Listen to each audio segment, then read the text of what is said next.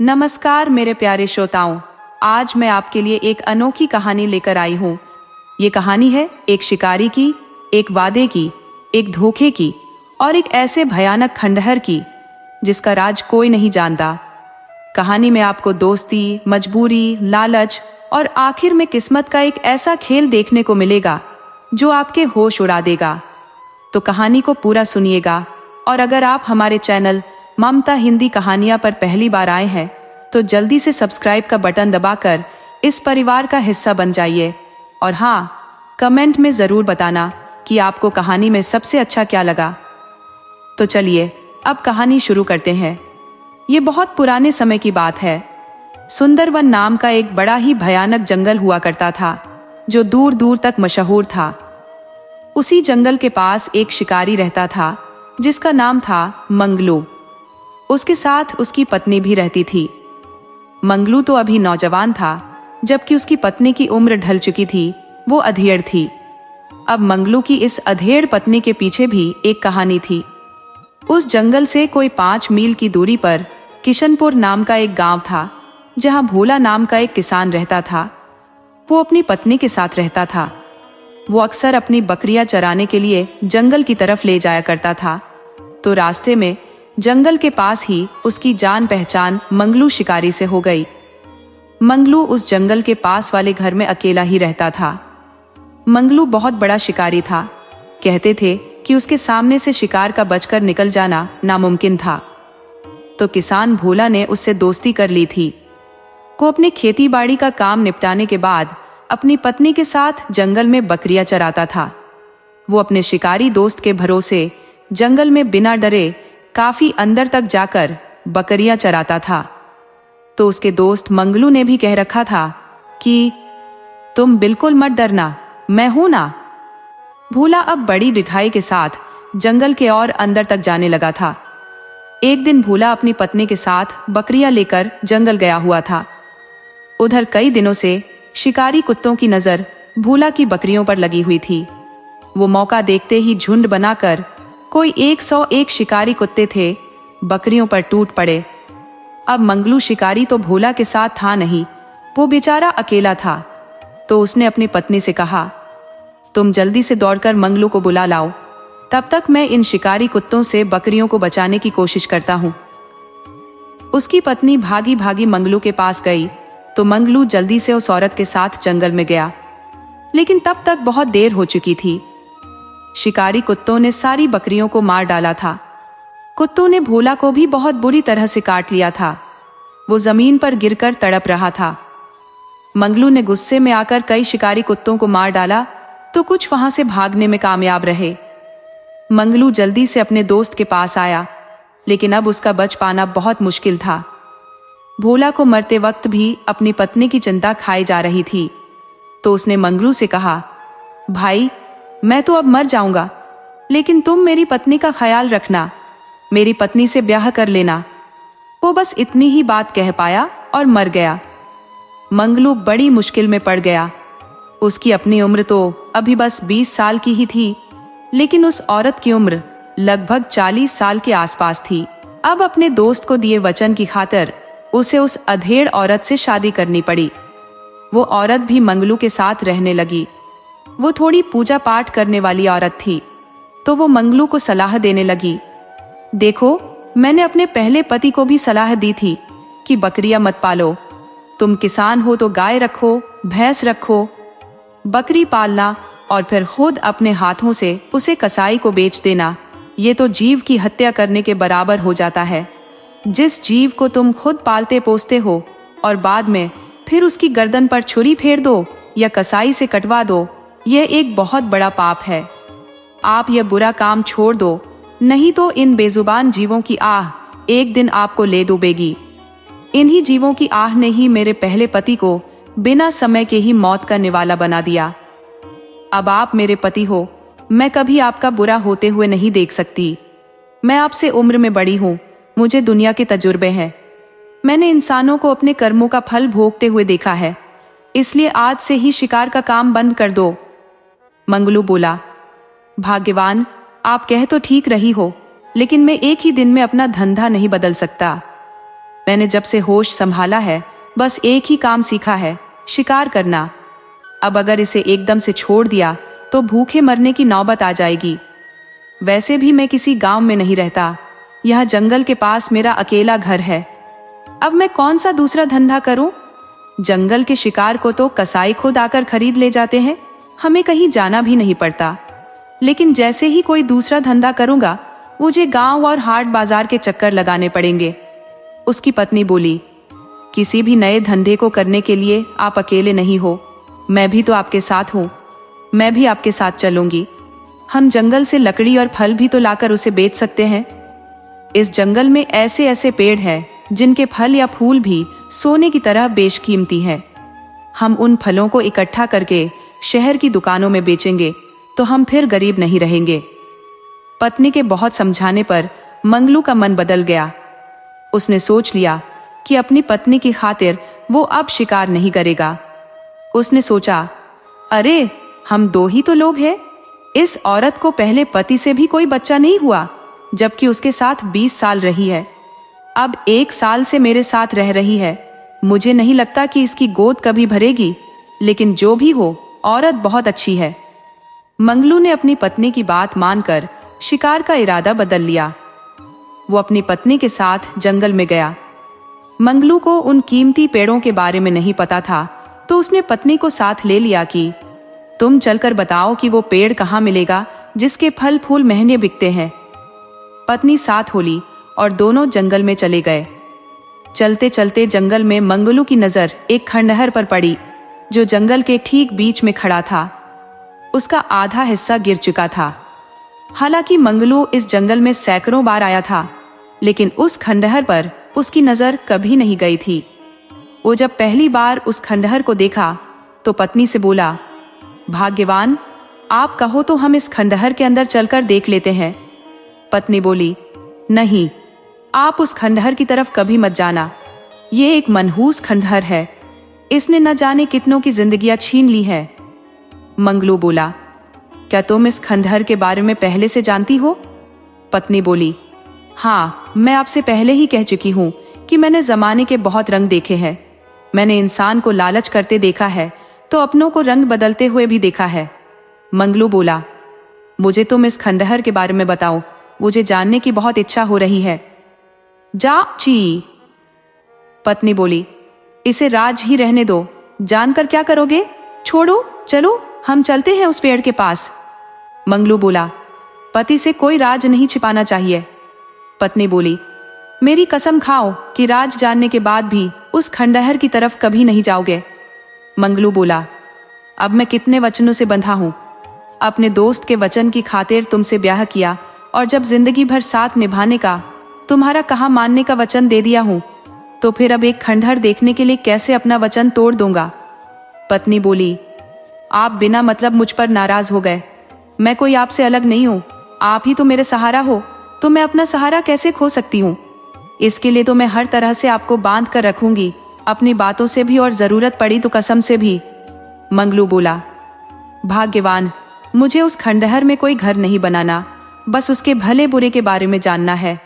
पत्नी बोली, पुरुषों में एक यही बुरी आदत है कि जिस चीज से औरत मना कर दे उस काम को जरूर करते हैं। जब नहीं मानोगे तो सुनो, इस खंडहर में एक सोने का घड़ा खुद ब खुद लुढ़कने लगता है। ऐसा तब होता है जब कोई आदमी खंडहर के बड़े वाले कमरे में चला जाता है, तब उसके सामने एक सोने का घड़ा लुढ़कने लगता है।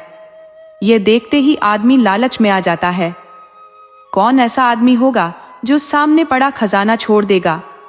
सुनसान जगह पर औरत या फिर खजाना मिल जाए तो कोई भी उसे नहीं छोड़ता। और फिर लालची और कामी आदमी का तो बात ही अलग है, वो अपना भला बुरा सोचता ही नहीं। मंगलू बोला, तुम कैसे जानती हो कि उस खंडहर में सोने का घड़ा चलता है? ये सिर्फ सुनी सुनाई बात है। पत्नी बोली, नहीं, यह बात बिल्कुल सच है। ये घटना मेरे भाई और भाभी के साथ भी हो चुकी है। पत्नी बोली, आप मेरे साथ 1 साल से रह रहे हो, लेकिन आपने कभी मेरे बारे में यह जानने की कोशिश नहीं की कि मेरा मायका कहाँ है। मैं आज खुद से बता देती हूँ कि मैं जंगल के उस पार चंदनपुर गांव की हूँ। मेरा एक भाई था, उसकी ससुराल श्यामगढ़ बाजार में थी। वो अपनी पत्नी को साथ लेकर ससुराल से घर लौट रहा था कि जंगल में बारिश शुरू हो गई। वो पत्नी के साथ था तो छिपने की जगह ढूंढने लगा। उसे यह खंडहर दिख गया तो सोचा कि इसी में छिप जाता हूँ। वैसे भी उसने सुन रखा था कि बड़े बड़े मकान बारिश में ढह जाते हैं, लेकिन कभी खंडहर नहीं गिरता। वैसे गांवों में एक कहावत मशहूर है कि पापी कभी जल्दी मरता नहीं और खंडहर ढहता नहीं। तो भाई ने खंडहर को सुरक्षित मान लिया और पत्नी के साथ खंडहर में छिप गया। उस वक्त दिन का समय था तो डरने जैसी कोई बात नहीं थी। भाई खंडहर के बाहर ही रुका था। वो सिर्फ बारिश से बचने के लिए पत्नी के साथ छिपा था। खंडहर के अंदर इसलिए भी नहीं जाना चाहता था कि उसे डर था कि इसमें कोई जंगली खूंखार जानवर हो सकता है या फिर सांप बिच्छू हो सकते हैं। इसलिए वो किनारे पर पत्नी के साथ खड़ा था कि उसके कान में कुछ खनखनाने की आवाज सुनाई पड़ी, जैसे कोई खजाना हो या कोई खजाने के घड़े से सोने के सिक्के उड़ेल रहा हो। उसने पत्नी से पूछा कि तुम्हें भी कुछ सुनाई पड़ रहा है या बारिश की वजह से मेरे कान बज रहे हैं? पत्नी बोली कि नहीं, आपके कान नहीं बज रहे, बल्कि मुझे भी कुछ खनकने की आवाज सुनाई पड़ रही है। शायद इस खंडहर के अंदर कोई रहता हो, वही अपना कोई सामान इधर उधर कर रहे हैं, इसी से खनखनाहट आ रही है। भाई ने पत्नी से बोला कि हमें अंदर चलकर देखना चाहिए। तब उसकी पत्नी बोली कि नहीं, किसी के घर में झांक झोंक करना ठीक नहीं। हो सकता है यह खंडहर डाकुओं का बसेरा हो। अगर इसमें डाकू रहते होंगे तो हमारी जान खतरे में पड़ जाएगी। डाकू बड़े आशिक मिजाज होते हैं, वो हाथ आई औरत को कभी नहीं छोड़ते। मेरे चलते आपकी जिंदगी खतरे में पड़ जाएगी। आप अभी बरसात में ही यहाँ से निकल लो, हम किसी पेड़ के पास आसरा ले लेंगे। भाई बोला कि तुम ठीक कहती हो, हमें यहाँ से चलना चाहिए। दोनों वहां से चलने को हुए ही थे कि खंडहर में से किसी औरत की जोर जोर से हंसने की आवाज आने लगी। तो भाई के बढ़ते कदम रुक गए। वो पत्नी से बोला कि तुम मुझे झूठे ही डरा रही थी। इस खंडहर में कोई परिवार रहता है, औरत की आवाज आ रही है। जहां औरत पहले से रहती हो वहां दूसरी औरत को कोई खतरा नहीं है। तुम यहीं रुको, मैं अंदर झांक कर देखता हूँ। पत्नी बोली कि दूसरे के घर में क्यों झांक झोंक करोगे, चलो यहाँ से। तभी फिर खनखनाहट की आवाज आई। आवाज काफी पास में थी तो भाई नींव बढ़कर देख लिया। एक लुढ़कता हुआ सोने का घड़ा उसके सामने से खंडहर के अंदर चला गया। भाई पत्नी से बोला कि बाप रे, यहाँ तो खजाना भरा पड़ा है। बरसात में सोने के घड़े अपने आप इधर उधर लुढ़क रहे हैं। हम एक आध को पकड़कर साथ ले चलते हैं, हमारी जिंदगी भर की गरीबी मिट जाएगी। पत्नी बोली कि नहीं, आप ऐसा मत करो, मुझे डर लग रहा है कि घड़ा खुद से क्यों चलेगा। भाई बोला कि पागल औरत, तू समझती नहीं। अरे, घड़ा ऊपर से गिरेगा तो लुढ़केगा जरूर। ऊपर से ये ढलान पर है, खंडहर ऊबड़ खाबड़ है। तुम डरो नहीं, मैं अभी एक घड़ा पकड़ लेता हूँ। मैं को यहाँ का पूरा खजाना थोड़े ही ले जाने की बात कर रहा हूँ। बस हमें थोड़ा सा खजाना चाहिए, सिर्फ एक घड़ा, उतने से ही हम लोगों का काम जिंदगी भर चल जाएगा। भाई की पत्नी को भी लालच आ गया तो वह भी पति को हाँ कर दी। दोनों उस घड़े के पीछे पड़ गए। घड़ा लुढ़कता हुआ खंडहर के बड़े वाले कमरे में चला गया। दोनों ने घड़े को पकड़ने के लिए पूरी ताकत लगा दी, मगर घड़ा दोनों के पकड़ में नहीं आ रहा था। हाथ में आते आते छिटक कर दूर चला जा रहा था। दोनों इस बात पर सोच ही नहीं रहे थे कि घड़ा आखिर उनकी पकड़ में क्यों नहीं आ रहा। दोनों घड़ा पकड़ने में इतने मगन हो गए कि उन्हें समय तक का ख्याल नहीं रहा कि कब शाम हो गई। शाम होते ही वहां एक खूबसूरत लड़की प्रकट हो गई और बोली कि बेकार मेहनत कर रहे हो, ये घड़ा इस तरह किसी को नहीं मिलता, इसके लिए बलि की जरूरत पड़ती है। तुम अपनी सबसे प्यारी चीज की बलि चढ़ा दो और ये धन अपने साथ लेते जाओ। भाई को धन का ऐसा लोभ चढ़ा कि उसे ख्याल आया कि मेरी सबसे प्यारी चीज तो मेरी पत्नी है, इसे मारकर धन ले लेता हूं। यदि मेरे पास धन रहा तो मैं दूसरा तीसरा कई ब्याह कर सकता हूं।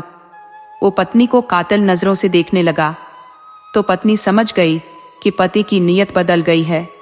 यह धन के लोभ में इस खतरनाक लड़के की बात मान गया है।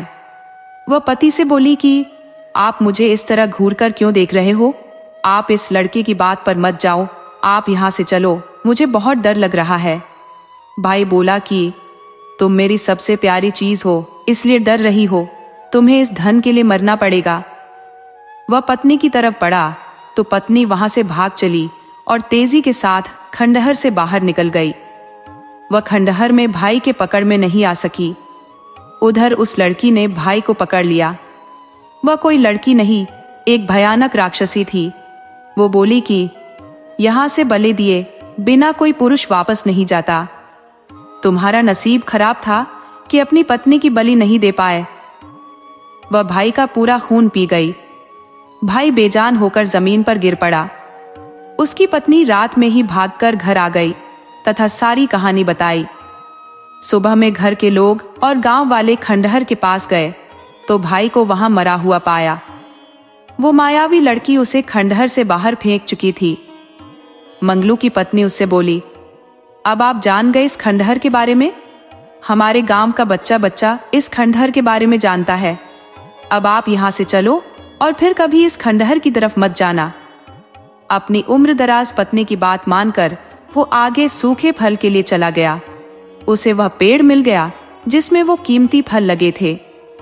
दोनों पति पत्नी ने उस फल को तोड़ा और फिर घर चले आए। दूसरे दिन मंगलू उसे बाजार में बेचने ले गया तो उसे उस फल की अच्छी कीमत मिल गई, जो शिकार से भी ज्यादा कीमत में बिका। तो वह जल्दी से घर लौट आया तथा बाजार से मिले पैसे पत्नी को दिए। पत्नी बहुत खुश हुई। उसे खुशी इस बात की भी थी कि उसके कहने मात्र से उसका पति बदल गया है। अक्सर नए लड़के अधेड़ औरत की बात सुनते भी नहीं है, लेकिन उसे खुशी थी कि नया पति मिल गया था और ऊपर से आज्ञाकारी भी था। अब वह पति को अकेले छोड़ना भी नहीं चाहती थी कि नया है, पता नहीं कब इसका मन बदल जाए। आजकल लंपट औरतें घूमती रहती है। अब वह मंगलू के साथ हर तीसरे दिन जंगल में उन कीमती फलों के लिए जाती। अब तो पत्नी मंगलू को सलाह भी देने लगी थी कि हमें जंगल के पास रहने से अब कोई फायदा नहीं है। हम कुछ पैसे बचाकर गांव में भी तो रह सकते हैं। मेरे पहले वाले पति का घर अभी उसी तरह पड़ा हुआ है और फिर मैं उनकी आज्ञा से ही तो आपसे ब्याह की थी। हाँ, वो घर बहुत बुरी हालत में था तो हम नया बनवा लेंगे। हम दोनों मिलकर मेहनत करेंगे तो हालात बदल देंगे। मंगलू ने पत्नी की हाँ में हाँ मिलाया। वह अपनी पत्नी को अपने से ज्यादा होशियार मानता था और फिर वो चतुर थी भी। उसमें बहुत सारे गुण थे, बस एक कमी थी कि वह उम्र दराज थी और मां नहीं बन सकती थी। हालांकि इस बात को सिर्फ पत्नी जानती थी, मंगलू नहीं जानता था। उसे तो पता था कि वो पिता बन जाएगा। दोनों पति पत्नी पूरे जोश से पैसा कमाने में लग गए थे। कीमती फलों से उन्हें अच्छी कमाई होती थी। पत्नी रोज मंगलू को जंगल में नई नई जगहों पर ले जाती और नई नई चीजों की जानकारी देती। लेकिन इन सब के बावजूद मंगलू के मन में उस खंडहर को लेकर एक शक था। उसे लग रहा था कि पत्नी ने मुझे जितना बताया है उसके अलावा भी खंडहर का कोई राज है जो उसने मुझसे छिपा लिया था। वह मन में सोच रहा था कि कभी तो मौका मिलेगा तो पत्नी मुझसे वो राज बता देगी। एक दिन पत्नी की तबीयत बिगड़ गई तो वह मंगलू को जंगल जाने से मना कर दी। मंगलू बोला, मैं गांव से वैद्य को बुला लाता हूं। वैद्य जी दवा दे देंगे तो तुम जल्दी ठीक हो जाओगी। पत्नी बोली, नहीं, मुझे वैद्य को दिखाने की जरूरत नहीं है। मुझे कोई खतरनाक बीमारी थोड़े ही हुई है। अरे, कल बारिश में भीग गई थी तो हल्का बुखार हो गया है। बुखार की दवा तो मैं भी जानती हूँ। मुझे बहुत ज्यादा जड़ी बूटियों का ज्ञान है, शायद वैद्य को भी उतना नहीं होगा। मंगलू ने हैरानी जताते हुए कहा, तुम मुझे बड़ी रहस्यमयी औरत लग रही हो। तुम्हारे पास सैकड़ों ऐसे गुण हैं कि तुम उनका इस्तेमाल करके अमीर बन सकती थी। फिर तुम अपने पहले पति के साथ बकरी क्यों चराती थी? पत्नी बोली, जब पति अपनी औरत की कोई बात नहीं माने तो गुणवान औरत भी गंवार बन जाती है। उसे हालात से समझौता करना पड़ता है। औरत को क्या है, उसे तो 2 रोटी चाहिए, जैसे तैसे जिंदगी गुजार लेती है। लेकिन जब पति उसकी कद्र करे, उसकी बात माने, तो औरत अपना दिन जैसे तैसे नहीं गुजारती, बल्कि पति के कंधे से कंधा मिलाकर चलने लगती है। वह पति की किस्मत बदल देती है। आप मेरे लिए सबसे सुंदर पति हो, मुझे बड़ी किस्मत से मिले हो, इसलिए मैं चाहती हूँ कि आप मेरे सारे गुणों का उपयोग करके अमीर बन जाओ। ये तो सच है कि मैं आपसे बहुत बड़ी हूँ, तो मरूंगी भी आपसे बहुत पहले। तो मैं चाहती हूँ कि आप इतने अमीर बन जाओ कि मेरे मरने के बाद यदि अपना दूसरा ब्याह भी करना चाहो तो तुरंत हो जाए। इस संसार में जिसके पास पैसा है उसके लिए सब कुछ मुमकिन है, लेकिन जिसके पास कुछ नहीं है वह बेवकूफ आदमी है। पत्नी ने बहुत तरह से मंगलू को समझाया। वैसे मंगलू को वह रोज 2-3 घंटा समझाती थी। अब दोनों का घर जंगल के पास में था, दूसरा कोई बात करने को मिलता नहीं था, तो पत्नी ही मंगलू से बात कर लेती थी। वैसे भी औरतों को ज्यादा बात करना पसंद होता है।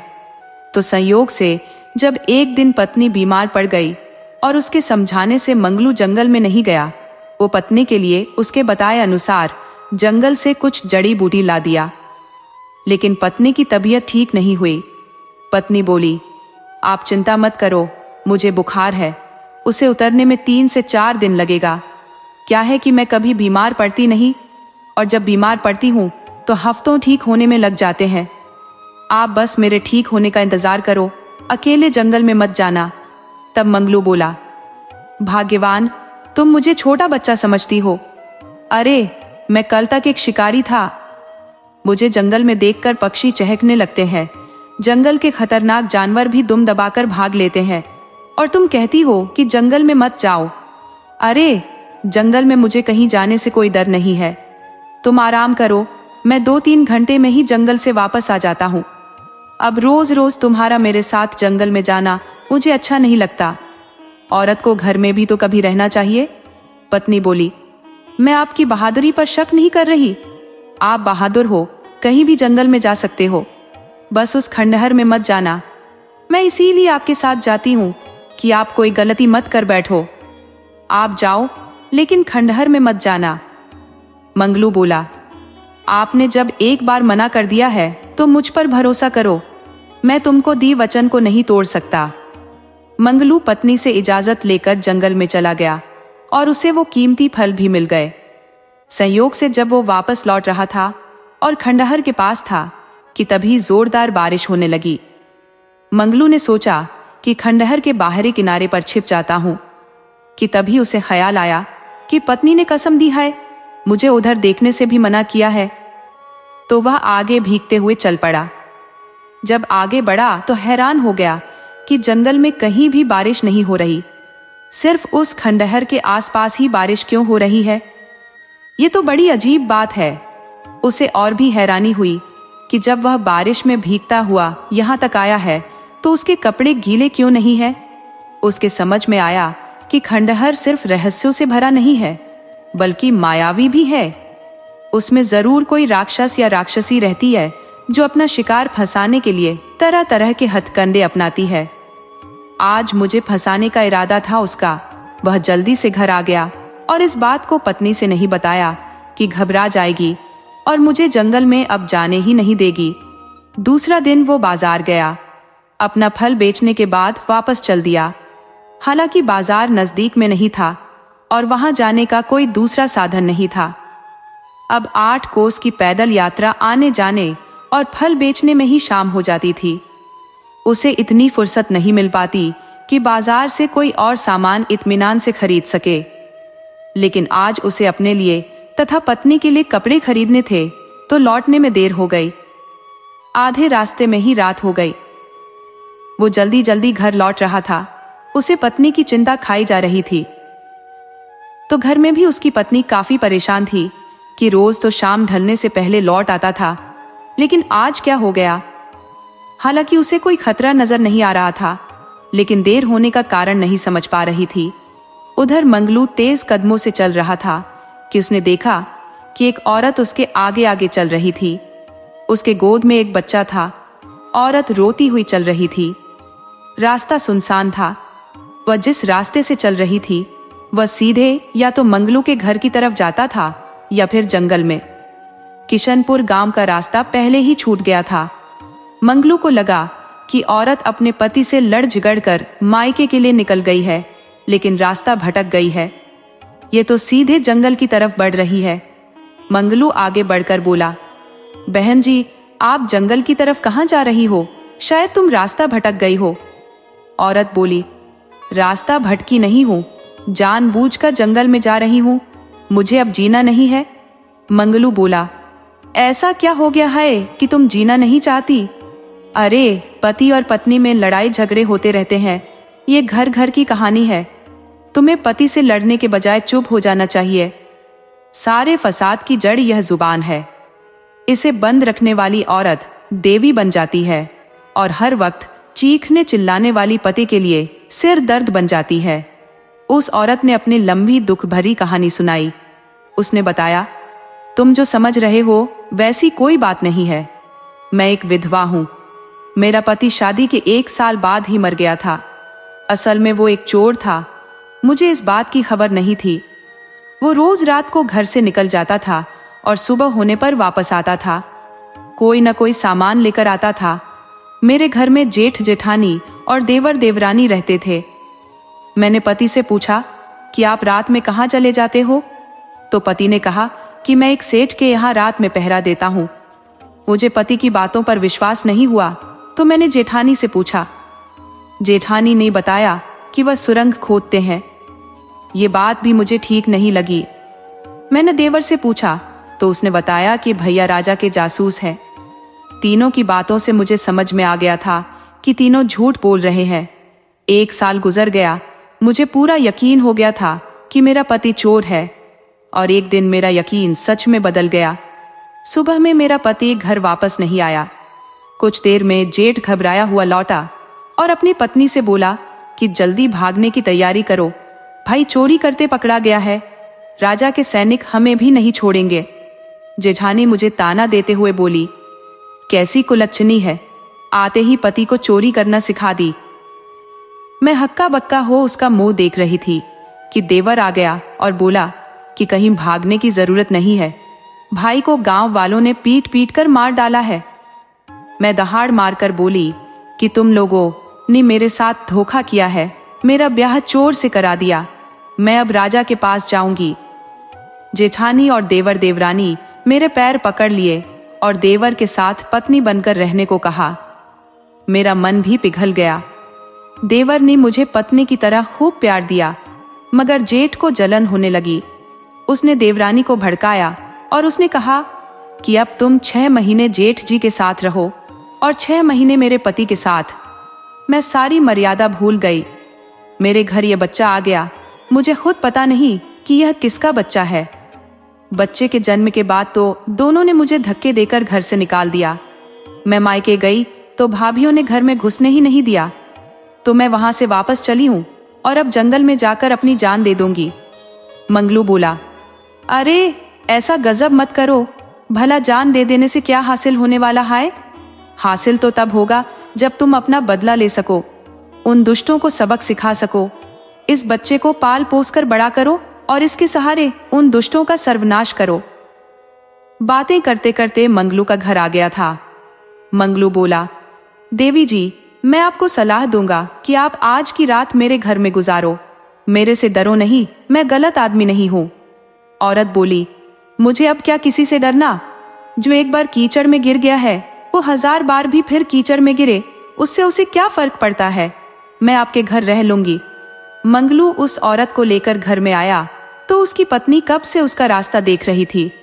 वह मंगलू पर नाराज होते हुए बोली, अब तक आप कहाँ थे? इतनी देर क्यों लगा दी? और ये औरत कौन है? यहाँ क्यों आई है? मंगलू बोला, एक साथ कई सवाल दाग दोगी तो मैं किस किस का जवाब दूंगा?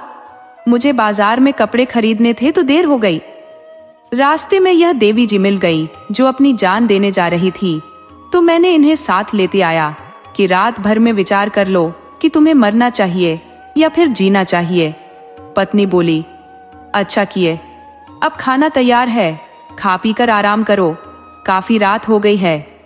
वो उस औरत को भी खाना खिलाई और समझाई कि आदमी की जिंदगी जीने के लिए मिली है, सुख दुख तो वो खुद से पैदा करता है। तुम गलती पर गलती करती गई हो, इसीलिए मरने को सोच रही हो। अब जो बीत गया उसे सपने की तरह भूल जाओ और आगे की सोचो। मंगलू की पत्नी बहुत तरह से समझाकर सोने चली गई। हालांकि उसकी तबीयत ज्यादा ठीक नहीं थी, वो बुखार से परेशान थी, फिर भी पति के लिए खाना बनाकर खिला दे रही थी। कुछ औरतें होती भी ऐसी है कि अपना दुख दर्द छिपा लेती है, तो कुछ हल्का सा कांटा चुभ जाने पर हाय तौबा मचा देती है। मंगलू की पत्नी बहुत सहनशील थी, वो खा पी कर सो गई। घर आई औरत ने देखा कि अधेड़ औरत उस नौजवान के कमरे में जाकर सो गई है, तो उसे अटपटा लगा। वो अभी तक समझ नहीं पाई थी कि यह अधेड़ औरत इस नौजवान की पत्नी है।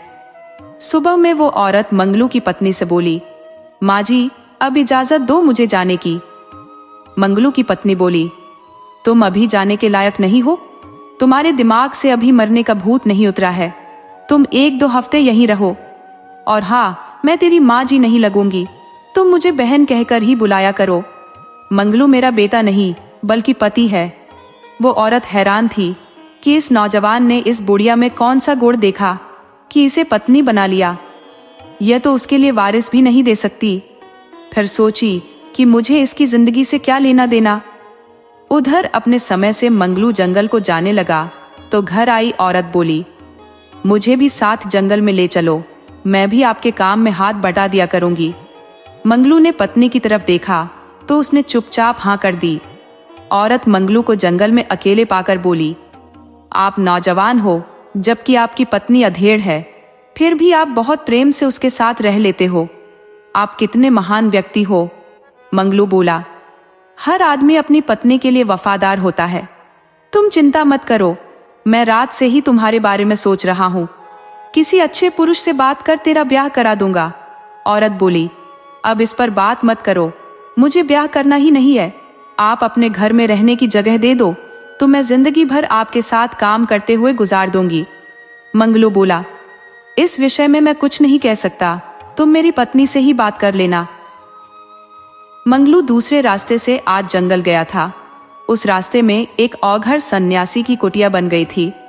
उसके कुटिया से थोड़ी दूरी पर मंगलू को वो कीमती पेड़ मिल गया, तो वह उस पेड़ के पास गया और फल तोड़ लाया। दोनों घर लौट आए। तब उसकी पत्नी बोली, आप हर दूसरे दिन बाजार जाना बंद करो। अब आप सूखा फल बेचने के लिए 15 दिन में एक बार जाओ, फिर महीने में एक बार जाना। मंगलू पत्नी की बात मान गया। दूसरे दिन वो फिर उसी रास्ते से जंगल में गया, साथ में वो औरत भी थी। औरत जब सन्यासी की कुटिया के पास गई तो मंगलू से बोली, आप जरा रुको, मैं सन्यासी को अपना हाथ दिखा लेती हूँ, अपने बच्चे का भविष्य पूछ लेती हूँ।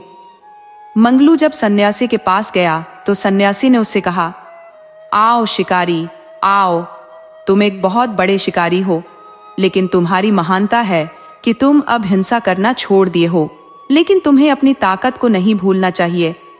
मैं तुम्हें एक तीर देता हूँ जो अमोघ है, इससे तुम जानवर, मनुष्य या दानव किसी का भी एक बार में ही संहार कर सकते हो। इसका तोड़ किसी के पास नहीं है। वह तीर लेकर मंगलू आगे पेड़ की खोज में चला गया। औरत से बोल गया कि तुम यही महात्मा जी से अपना भविष्य पूछो, मैं जल्दी ही वापस आ जाता हूँ। उसके जाने के बाद सन्यासी औरत से बोला, तुम्हारा इस युवक से ब्याह का योग बन रहा है, लेकिन रास्ते में एक कांटा है। उस बुढ़िया के पास मोहिनी विद्या है जिससे युवक उसके इशारों पर नाचता है। तुम उस बुढ़िया को ही निपटा दो। तेरे और तेरे बेटे को बहुत बड़ा खजाना मिलने वाला है। जंगल के खंडहर में बहुत बड़ा खजाना है जिस पर एक मायावी राक्षसी का पहरा है। तुम मंगलू के सहारे ही उस खजाने तक पहुंच सकती हो, और फिर जब तुम धन पा लेना तो इसे भी निपटा सकती हो। अकूत धन की मालकिन से तो राजा का राजकुमार भी ब्याह कर सकता है, तुम रानी बन जाओगी। सन्यासी उससे बात कर ही रहा था कि मंगलू वापस आ गया। औरत उसके साथ वापस घर आ गई। उसके दिमाग में महात्मा की बात घूमने लगी कि मैं मंगलू की पत्नी बन सकती हूँ, लेकिन मुझे पहले बुढ़िया को रास्ते से हटाना होगा। वो उसे रास्ते से हटाने के बारे में सोचने लगी। उसे पता था कि बुढ़िया को मियादी बुखार है, तो वह उसका फायदा उठा सकती है। वह बुढ़िया से बोली, बहन, बीमार होकर भी तुम खाना बनाती हो, ये ठीक नहीं। आप आराम करो, मैं खाना बना दूंगी। तथा मुझे कुछ दवा के बारे में भी पता है, एक खुराक में आपका मियादी बुखार हमेशा के लिए चला जाएगा। मंगलू की पत्नी ने भी उससे कह दिया कि हाँ, तुम जब तक घर में हो घर का काम संभाल लो। औरत को तो बस इसी मौके की तलाश थी। वो मंगलू के साथ जंगल नहीं गई, वो घर पर ही रह गई और दवा के नाम पर जहरीला पौधा घिसकर मंगलू की पत्नी को पिला दी। दवा पीने के बाद वो गहरी बेहोशी में चली गई। मंगलू जब घर आया तो औरत घबराकर बताई, जल्दी चलकर दीदी को देखो, उसे क्या हो गया है। मंगलू ने देखा तो वह मर चुकी थी। वो बहुत दुखी हुआ, बोला, यही मेरा एक सहारा थी, मेरा आखिरी सहारा भी छिन गया। औरत ने बड़े प्यार से उसे दिलासा दिया कि आप निराश न हो, मैं कोशिश करूंगी कि दीदी के गम से उबर सको। आप कहोगे तो मैं हमेशा यहीं रह जाऊंगी। मंगलू को एक सहारे की जरूरत थी तो उससे कह दिया कि तुम मेरे साथ ही रहो। औरत इसी चाल में थी। वह जल्दी ही मंगलू से घुल मिल गई। वह मंगलू से ब्याह कर ली और साथ रहने लगी। वह लगातार उस सन्यासी के संपर्क में भी थी। सन्यासी के मन में औरत के लिए काम जाग गया था। वो खंडहर के खजाने को और औरत को दोनों को पाना चाहता था। वो मंगलू के सहारे ही खजाना पा सकता था तथा औरत की मदद से ही मंगलू को मार सकता था। तो वो औरत को रोज सलाह देता कि तुम मंगलू को किसी तरह उस खंडहर में चलने को तैयार करो। औरत ने जब मंगलू से खंडहर में चलने की बात की तो वो भड़क उठा, तुम्हारा दिमाग खराब है, उस खंडहर में कोई नहीं जाता, जो जाता है वह मरकर आता है। तब औरत बोली, आपके पास वो महात्मा वाला तीर है जिससे तुम उस खंडहर की राक्षसी का वध कर सकते हो। मंगलू बोला, मैं अपनी पहली पत्नी से वादा किया हूं कि कभी उस खंडहर की तरफ जाऊंगा ही नहीं। तब औरत रोने गाने लगी, जो नहीं है उसकी बात आज भी मान रहे हो, और मैं जिंदा आपकी पत्नी आपके साथ हूं, उसकी कोई कदर नहीं, मेरी तो किस्मत ही खराब है। मंगलू बोला, अब नाटक बंद करो और चलो, मैं चलता हूं, लेकिन मैं उस खंडहर से एक फूटी कौड़ी भी नहीं लूंगा। औरत बोली, आप हाथ भी मत लगाना, धन मैं लाऊंगी। हम उस महात्मा को भी साथ ले चलेंगे कि कोई समस्या आए तो महात्मा हमारी मदद करे। औरत, महात्मा अपने बच्चे और पति को साथ लेकर उस खंडहर में घुस गई। वहां खंडहर में एक खूबसूरत औरत, जिसका मुंह बहुत सुंदर था पर शरीर राक्षसी का था, मंगलू से बोली, तुम गलती से भी गुफा के अंदर मत आना, तुम एक नेक दिल इंसान हो, तुम्हारे अंदर लालच नहीं है, इसलिए तुम बाहर ही रहो, मुझे सिर्फ पापी और लोभी पसंद है। मंगलू उसकी बात अनसुनी कर अंदर जाने लगा तो वह बोली, जरा ठहरो, तुम नहीं जानते कि यह सन्यासी और यह औरत धूर्त है। इस औरत ने सन्यासी के कहने पर तुम्हारी पत्नी को जहर देकर मारा है। ये औरत तुमसे कोई प्यार नहीं करती, ये खुद एक लंपट औरत है। इसने तुमसे जो भी कहानी सुनाई है सब झूठ सुनाई है। ये एक वेश्या है जिसे दूसरी वेश्याओं ने बेटा होने पर अपने कोठे से निकाल दिया है। ये तुम्हें भी मारने वाली है, इसलिए तुम इस औरत का मोह छोड़कर खंडहर से बाहर रहो। मंगलू खंडहर से बाहर खड़ा रह गया तो सन्यासी बोला, मूर्ख, यह राक्षसी तुझे भरमा रही है, तू मेरे दिए तीर से इसका वध कर दे। मंगलू बोला, नहीं, मुझे राक्षसी से कोई दुश्मनी नहीं है, मुझे इसे नहीं मारना। उधर राक्षसी सन्यासी की तरफ बढ़ने लगी तो उसने औरत के हाथ से उसका बच्चा लेकर राक्षसी के ऊपर फेंक दिया। राक्षसी के छूते ही बच्चा जल गया। राक्षसी ने उस सन्यासी को उठाकर पटक दिया तो वह भी जल गया। औरत मंगलू से दुहाई देने लगी, आप मेरे पति हो, मुझे बचा लो, मैं भूल कर बैठी हूं, अब मुझसे कोई गलती नहीं होगी। राक्षसी ने उस औरत को एक पल में जला दिया तथा मंगलू से बोली, तुम सन्यासी वाला तीर मुझ पर चलाओ। मंगलू बोला, नहीं, मैं भला तुम्हारे ऊपर तीर क्यों चलाऊं, तुमने मेरा क्या बिगाड़ा है। राक्षसी बोली, तुम्हारे उस तीर में मेरे उद्धार का राज छुपा है, तुम संकोच मत करो। मंगलू ने उस तीर को राक्षसी के ऊपर चला दिया तो वह राक्षसी एक सुंदर औरत में बदल गई तथा खंडहर वहां से गायब हो गया। वहां कोई खजाना नहीं था। स्त्री बोली, मैं एक शापित राजकुमारी हूँ। मैंने एक महात्मा की तपस्या भंग कर दी थी, तो उन्होंने मुझे मायावी राक्षसी बनने का शाप दे दिया और उद्धार का उपाय भी बताया कि जो कोई तेरा वध करेगा तू अपने असली रूप में आ जाएगी और वही वध करने वाला तेरा पति बनेगा। अब आप मेरे पति हो। मंगलू राजकुमारी को लेकर अपने घर चला आया और खुशी खुशी रहने लगा। इस कहानी से यही सीख मिलती है कि लालच और धोखा इंसान को अंधा बना देता है और अंत में उसी का विनाश करता है। सच्चा वादा और नेक नियत मुश्किल समय में भी इंसान की रक्षा करते हैं। अगर आपको हमारी यह कहानी अच्छी लगी हो तो ममता हिंदी कहानियां को सब्सक्राइब करें, इस वीडियो को लाइक करें और अपने दोस्तों के साथ जरूर शेयर करें। आपसे फिर मिलते हैं एक नई कहानी के साथ।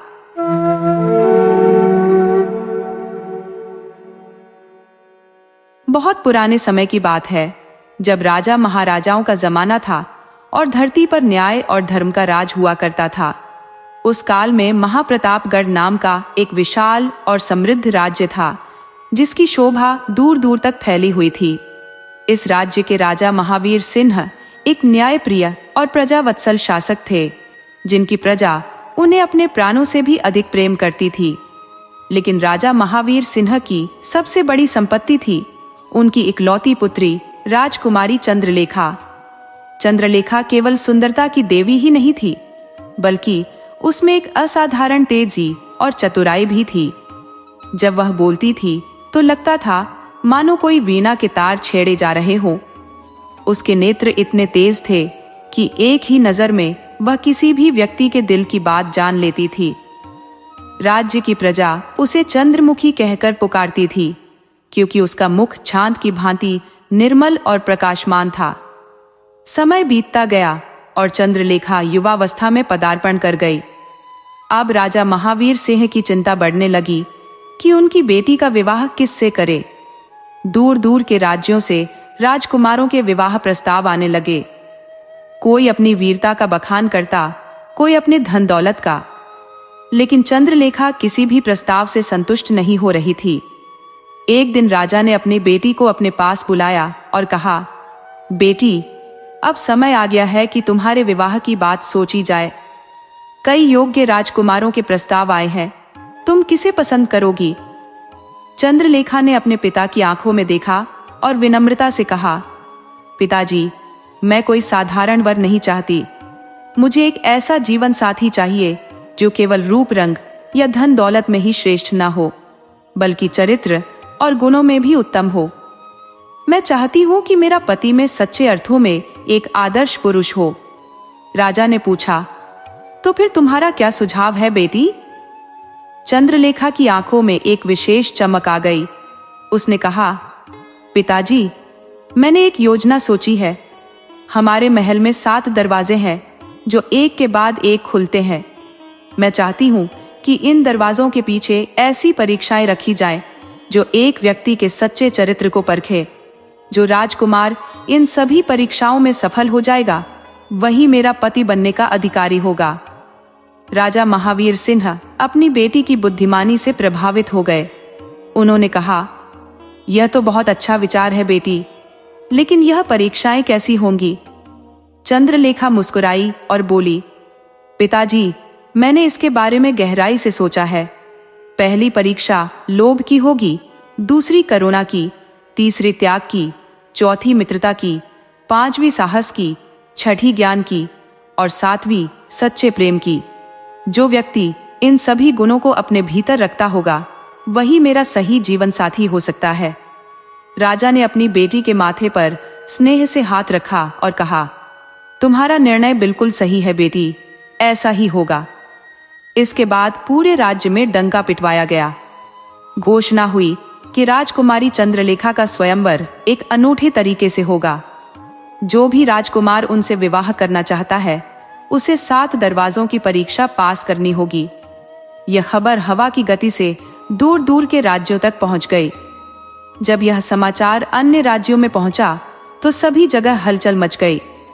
कुछ राजकुमार इस चुनौती को सुनकर उत्साहित हो गए तो कुछ डर गए, लेकिन जो वास्तव में वीर और आत्मविश्वास से भरे थे, वे इस अनोखे स्वयंवर की तैयारी में जुट गए।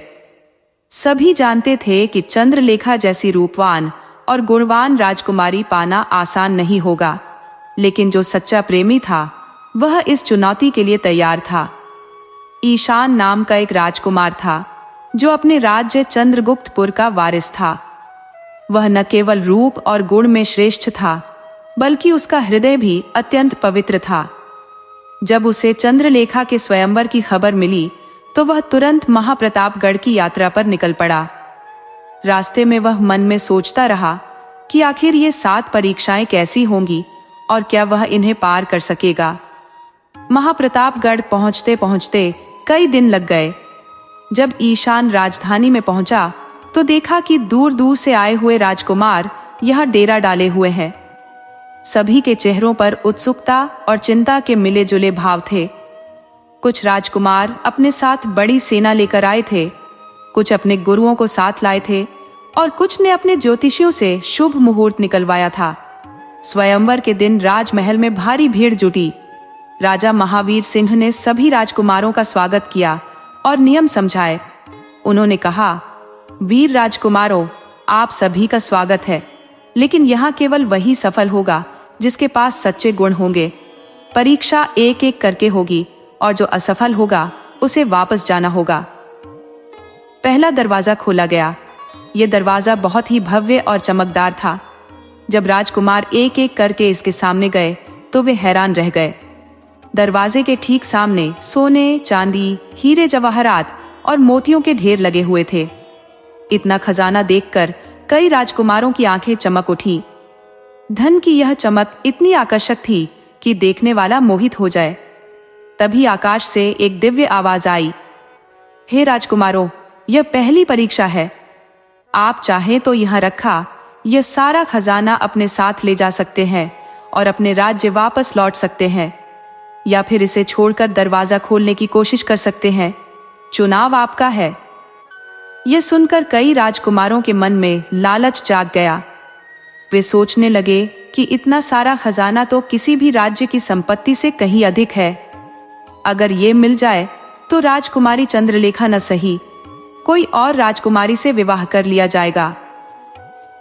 पहला राजकुमार, जो कि कालिंद राज्य से आया था, खजाने की चमक देखकर अपना आपा खो बैठा। उसने झुककर सोने के सिक्कों को अपने हाथों में भर लिया और बोला, अरे, इतना खजाना तो मेरे पूरे राज्य की संपत्ति से भी अधिक है। मैं यही लेकर वापस चला जाऊंगा।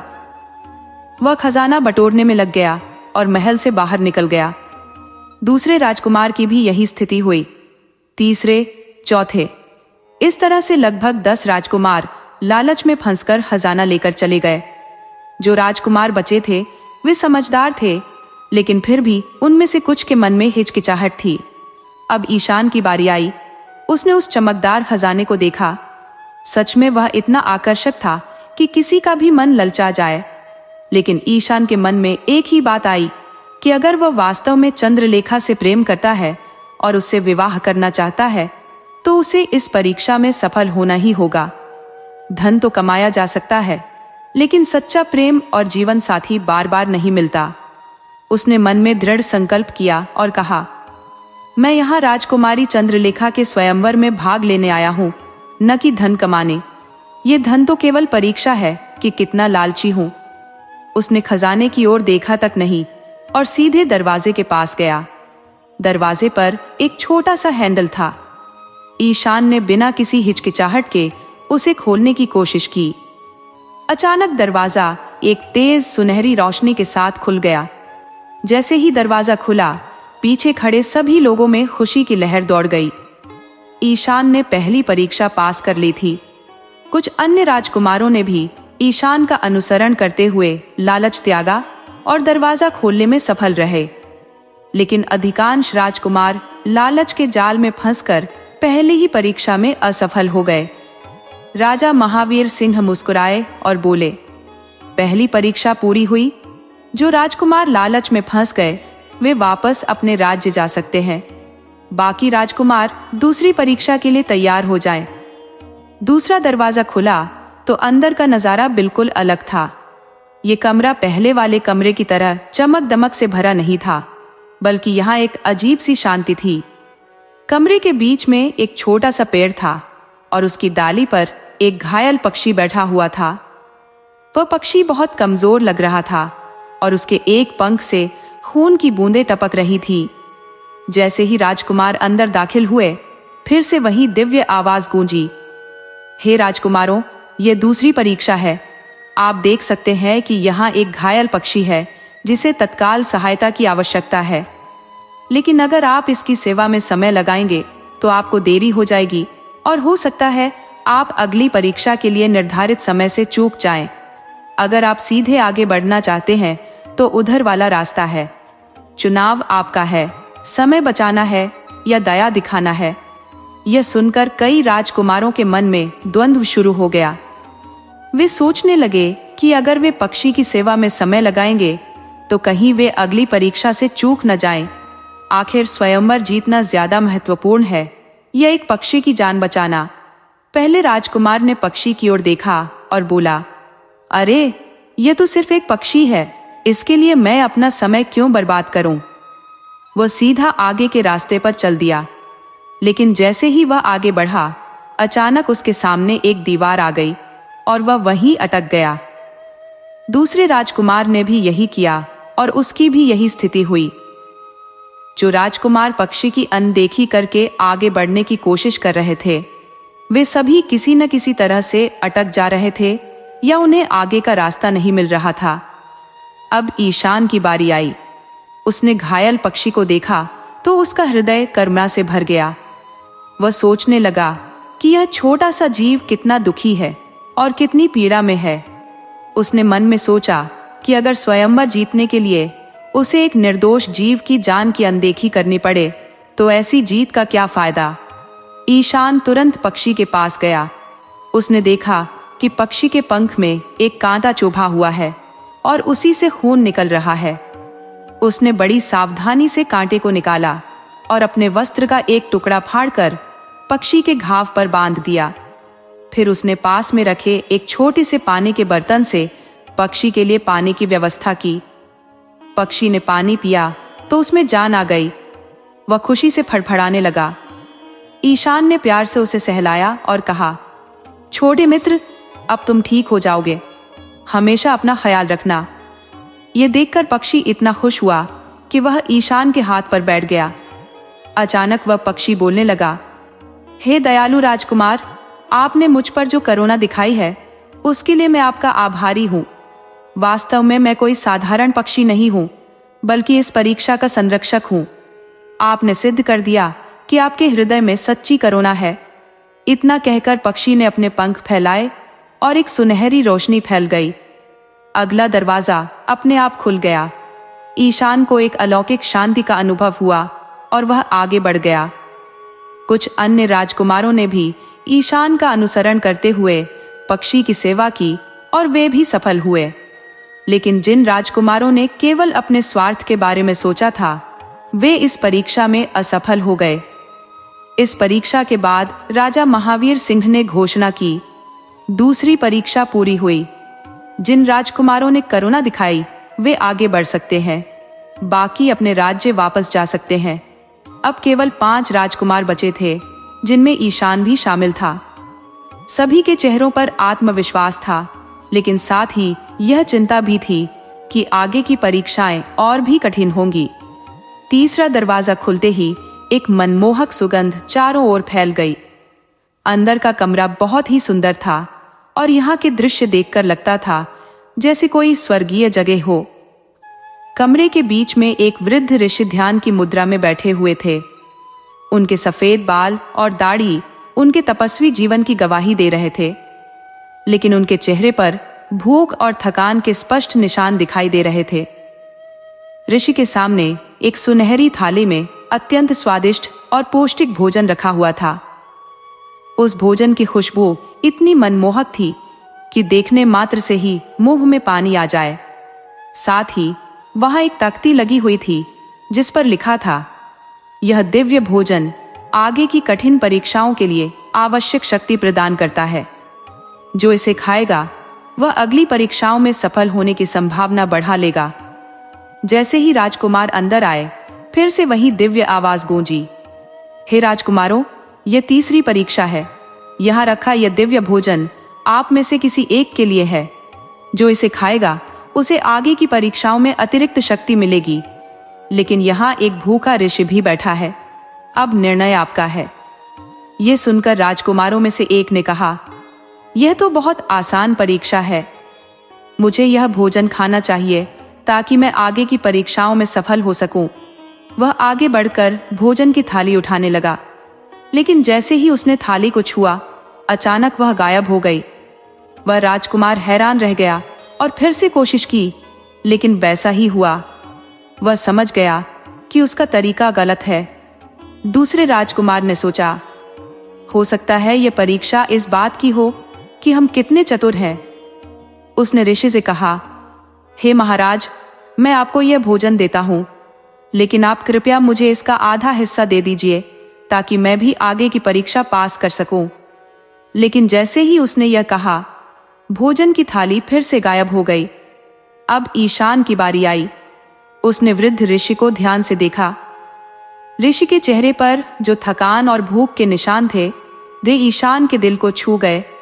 उसने सोचा कि यह वृद्ध संत पता नहीं कितने दिनों से भूखे हैं। अगर उन्हें भोजन नहीं मिला तो हो सकता है उनकी जान को खतरा हो जाए। ईशान ने मन में निश्चय किया कि चाहे उसे आगे की परीक्षाओं में कितनी भी कठिनाई हो, लेकिन वह एक भूखे बुजुर्ग को भोजन दिए बिना नहीं जा सकता। ये सोचकर वह ऋषि के पास गया और अत्यंत विनम्रता से बोला, हे गुरुदेव, मैं देख रहा हूँ कि आप बहुत भूखे हैं। कृपया यह भोजन ग्रहण करें। मुझे आगे की परीक्षाओं के लिए इसकी आवश्यकता हो या न हो, लेकिन आपको इसकी जरूरत अभी है। वृद्ध ऋषि ने आंखें खोली और ईशान की ओर देखा। उनकी आंखों में अत्यंत स्नेह और संतुष्टि का भाव था। उन्होंने कहा, वत्स, तुमने सच्चे त्याग का परिचय दिया है। तुम्हारा यह त्याग व्यर्थ नहीं जाएगा। कहते ही ऋषि ने भोजन ग्रहण किया। जैसे ही ऋषि ने भोजन खाया, एक चमत्कार हुआ। कमरे में सुनहरी रोशनी फैल गई और एक गुप्त दरवाजा खुल गया। साथ ही ईशान के शरीर में एक अद्भुत ऊर्जा का प्रवाह हुआ। वह महसूस कर सकता था कि उसकी शक्ति पहले से कई गुना बढ़ गई है। ऋषि मुस्कुराते हुए बोले, वत्स, जो व्यक्ति निस्वार्थ भाव से त्याग करता है, उसे ब्रह्मांड की शक्तियां स्वयं आशीर्वाद देती हैं। तुमने अपना भोजन छोड़कर मेरी सेवा की, इसलिए अब तुम्हें वह शक्ति मिली है जो उस भोजन से कहीं अधिक है। कुछ अन्य राजकुमारों ने भी ईशान का अनुसरण करते हुए ऋषि की सेवा का प्रयास किया, लेकिन उनके मन में कहीं न कहीं स्वार्थ छिपा हुआ था। केवल 2 राजकुमार और सच्चे त्याग की भावना दिखा सके, और वे भी आगे बढ़ने में सफल हुए। चौथे दरवाजे के पीछे एक अंधकारमय गलियारा था, जिसके अंत में मध्यम रोशनी दिखाई दे रही थी। जैसे ही ईशान और बाकी 2 राजकुमार अंदर गए, तो देखा कि वहां एक व्यक्ति दीवार से सहारा लेकर बैठा हुआ था। वह व्यक्ति घायल लग रहा था और उसके कपड़े फटे हुए थे। जैसे ही वह व्यक्ति राजकुमारों को देखा, वह उठकर खड़ा हो गया और बोला, अरे मित्रों, मैं भी इसी स्वयंवर में भाग लेने आया था, लेकिन यहाँ के रास्ते में मुझे कुछ डकैतों ने घायल कर दिया। अब मैं ठीक से चल भी नहीं सकता। अगर आप मुझे अपने साथ ले चलें तो शायद मैं भी आगे की परीक्षाओं में भाग ले सकूंगा। तभी फिर से वही दिव्य आवाज गूंजी, हे राजकुमारों, ये चौथी परीक्षा है। यहाँ आगे का रास्ता संकरा है और केवल तेजी से चलने वाले ही समय पर पहुंच सकते हैं। ये घायल व्यक्ति आपकी गति धीमी कर देगा। आप चाहे तो इसे यहीं छोड़कर आगे बढ़ सकते हैं, या फिर इसे अपने साथ ले जाने का जोखिम उठा सकते हैं। पहले राजकुमार ने उस घायल व्यक्ति को देखा और कहा, भाई, मुझे खुशी होती कि तुम्हारी मदद कर सकूं, लेकिन यह स्वयंवर की बात है। मैं अपना भविष्य दांव पर नहीं लगा सकता। वह तेजी से आगे बढ़ गया। दूसरे राजकुमार ने भी कुछ इसी तरह का उत्तर दिया और आगे निकल गया। अब ईशान की बारी थी। उसने घायल व्यक्ति को ध्यान से देखा। उस व्यक्ति की आंखों में निराशा और दुख साफ दिखाई दे रहा था। ईशान के मन में यह बात आई कि अगर वह वास्तव में एक अच्छा मित्र बनना चाहता है चंद्रलेखा का, तो उसे पहले सिद्ध करना होगा कि वह एक अच्छा मित्र है। ईशान ने उस व्यक्ति के पास जाकर कहा, मित्र, चिंता मत करो, हम साथ चलेंगे। सच्ची मित्रता यही है कि मुसीबत के समय एक दूसरे का साथ दिया जाए। उसने घायल व्यक्ति का हाथ अपने कंधे पर रखा और धीरे धीरे आगे बढ़ने लगा। रास्ते में वह व्यक्ति बोला, मित्र, मैं तुम्हारी राह में रुकावट बन रहा हूं, तुम मुझे यहीं छोड़कर आगे बढ़ जाओ। लेकिन ईशान ने कहा, नहीं मित्र, हम साथ ही जाएंगे। अगर मुझे चंद्रलेखा जैसी पत्नी पाने के लिए अपनी मित्रता का त्याग करना पड़े तो ऐसी पत्नी का क्या फायदा। ये सुनकर वह व्यक्ति की आंखों में आंसू आ गए। वह बोला, तुम सच में एक अच्छे मित्र हो। जैसे जैसे वे आगे बढ़ते गए, अचानक उस व्यक्ति के शरीर से एक तेज प्रकाश निकला। वह व्यक्ति एक सुंदर देवदूत के रूप में बदल गया। उसने कहा, हे ईशान, तुमने सच्ची मित्रता का परिचय दिया है। मैं कोई घायल व्यक्ति नहीं था, बल्कि इस परीक्षा का संरक्षक था। तुम्हारी मित्रता की भावना ने सिद्ध कर दिया कि तुम एक आदर्श जीवन साथी बन सकते हो। देवदूत ने अपना हाथ ईशान के सिर पर रखा और उसे आशीर्वाद दिया। फिर अगला दरवाजा खुल गया।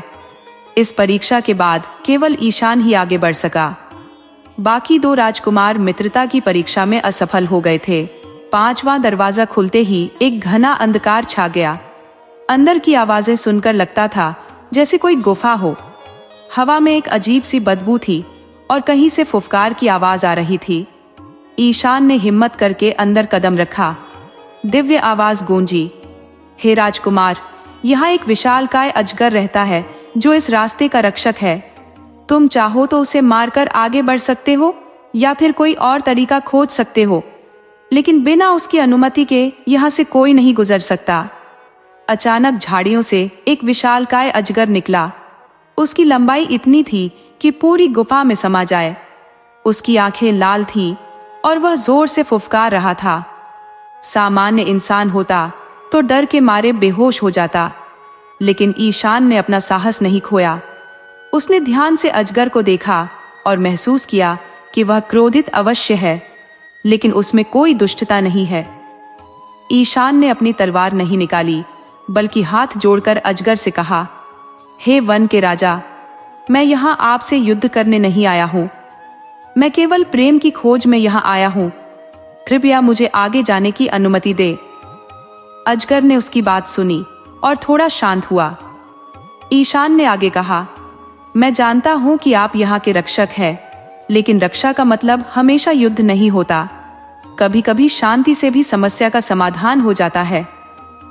अजगर ने ईशान की निडरता और शांति देखी तो वह पूरी तरह शांत हो गया।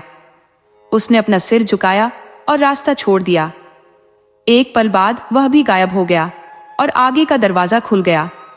6ठे दरवाजे के पीछे एक अध्ययन कक्ष था, जिसमें हजारों पुस्तकें रखी हुई थी। बीच में एक मेज पर एक पहेली लिखी हुई थी। दिव्य आवाज ने कहा, हे राजकुमार, ये ज्ञान की परीक्षा है। यहां लिखी पहेली का उत्तर दो। संसार में सबसे शक्तिशाली चीज क्या है? वह जो राजाओं को झुका सकती है, पर्वतों को हिला सकती है और समुद्रों को सुखा सकती है। ईशान ने पहेली को बहुत ध्यान से पढ़ा। उसके मन में कई उत्तर आए, शायद शक्ति या धन या सेना। लेकिन फिर उसे अपने गुरु की बातें याद आईं। उसके गुरु ने कहा था कि सच्ची शक्ति वह है जो बिना हिंसा के काम करे। ईशान ने लिखा, संसार में सबसे शक्तिशाली चीज है ज्ञान और विनम्रता का संयोजन। ज्ञान के सामने राजा भी झुकते हैं, विनम्रता के सामने पर्वत जैसे अहंकार भी पिघल जाते हैं, और दोनों मिलकर क्रोध के समुद्र को भी शांत कर देते हैं। जैसे ही उसने यह लिखा, पूरा कमरा सुनहरी रोशनी से भर गया। आखिरी दरवाजा खुल गया। 7वें और अंतिम दरवाजे के पीछे एक अत्यंत सुंदर बगीचा था। यहाँ रंग बिरंगे फूल खिले हुए थे, पक्षी मधुर गीत गा रहे थे और हवा में एक दिव्य सुगंध थी। बगीचे के बीच में एक संगमरमर का सिंहासन था, जिस पर राजकुमारी चंद्रलेखा बैठी हुई थी। चंद्रलेखा की सुंदरता देखकर ईशान का मन मुग्ध हो गया।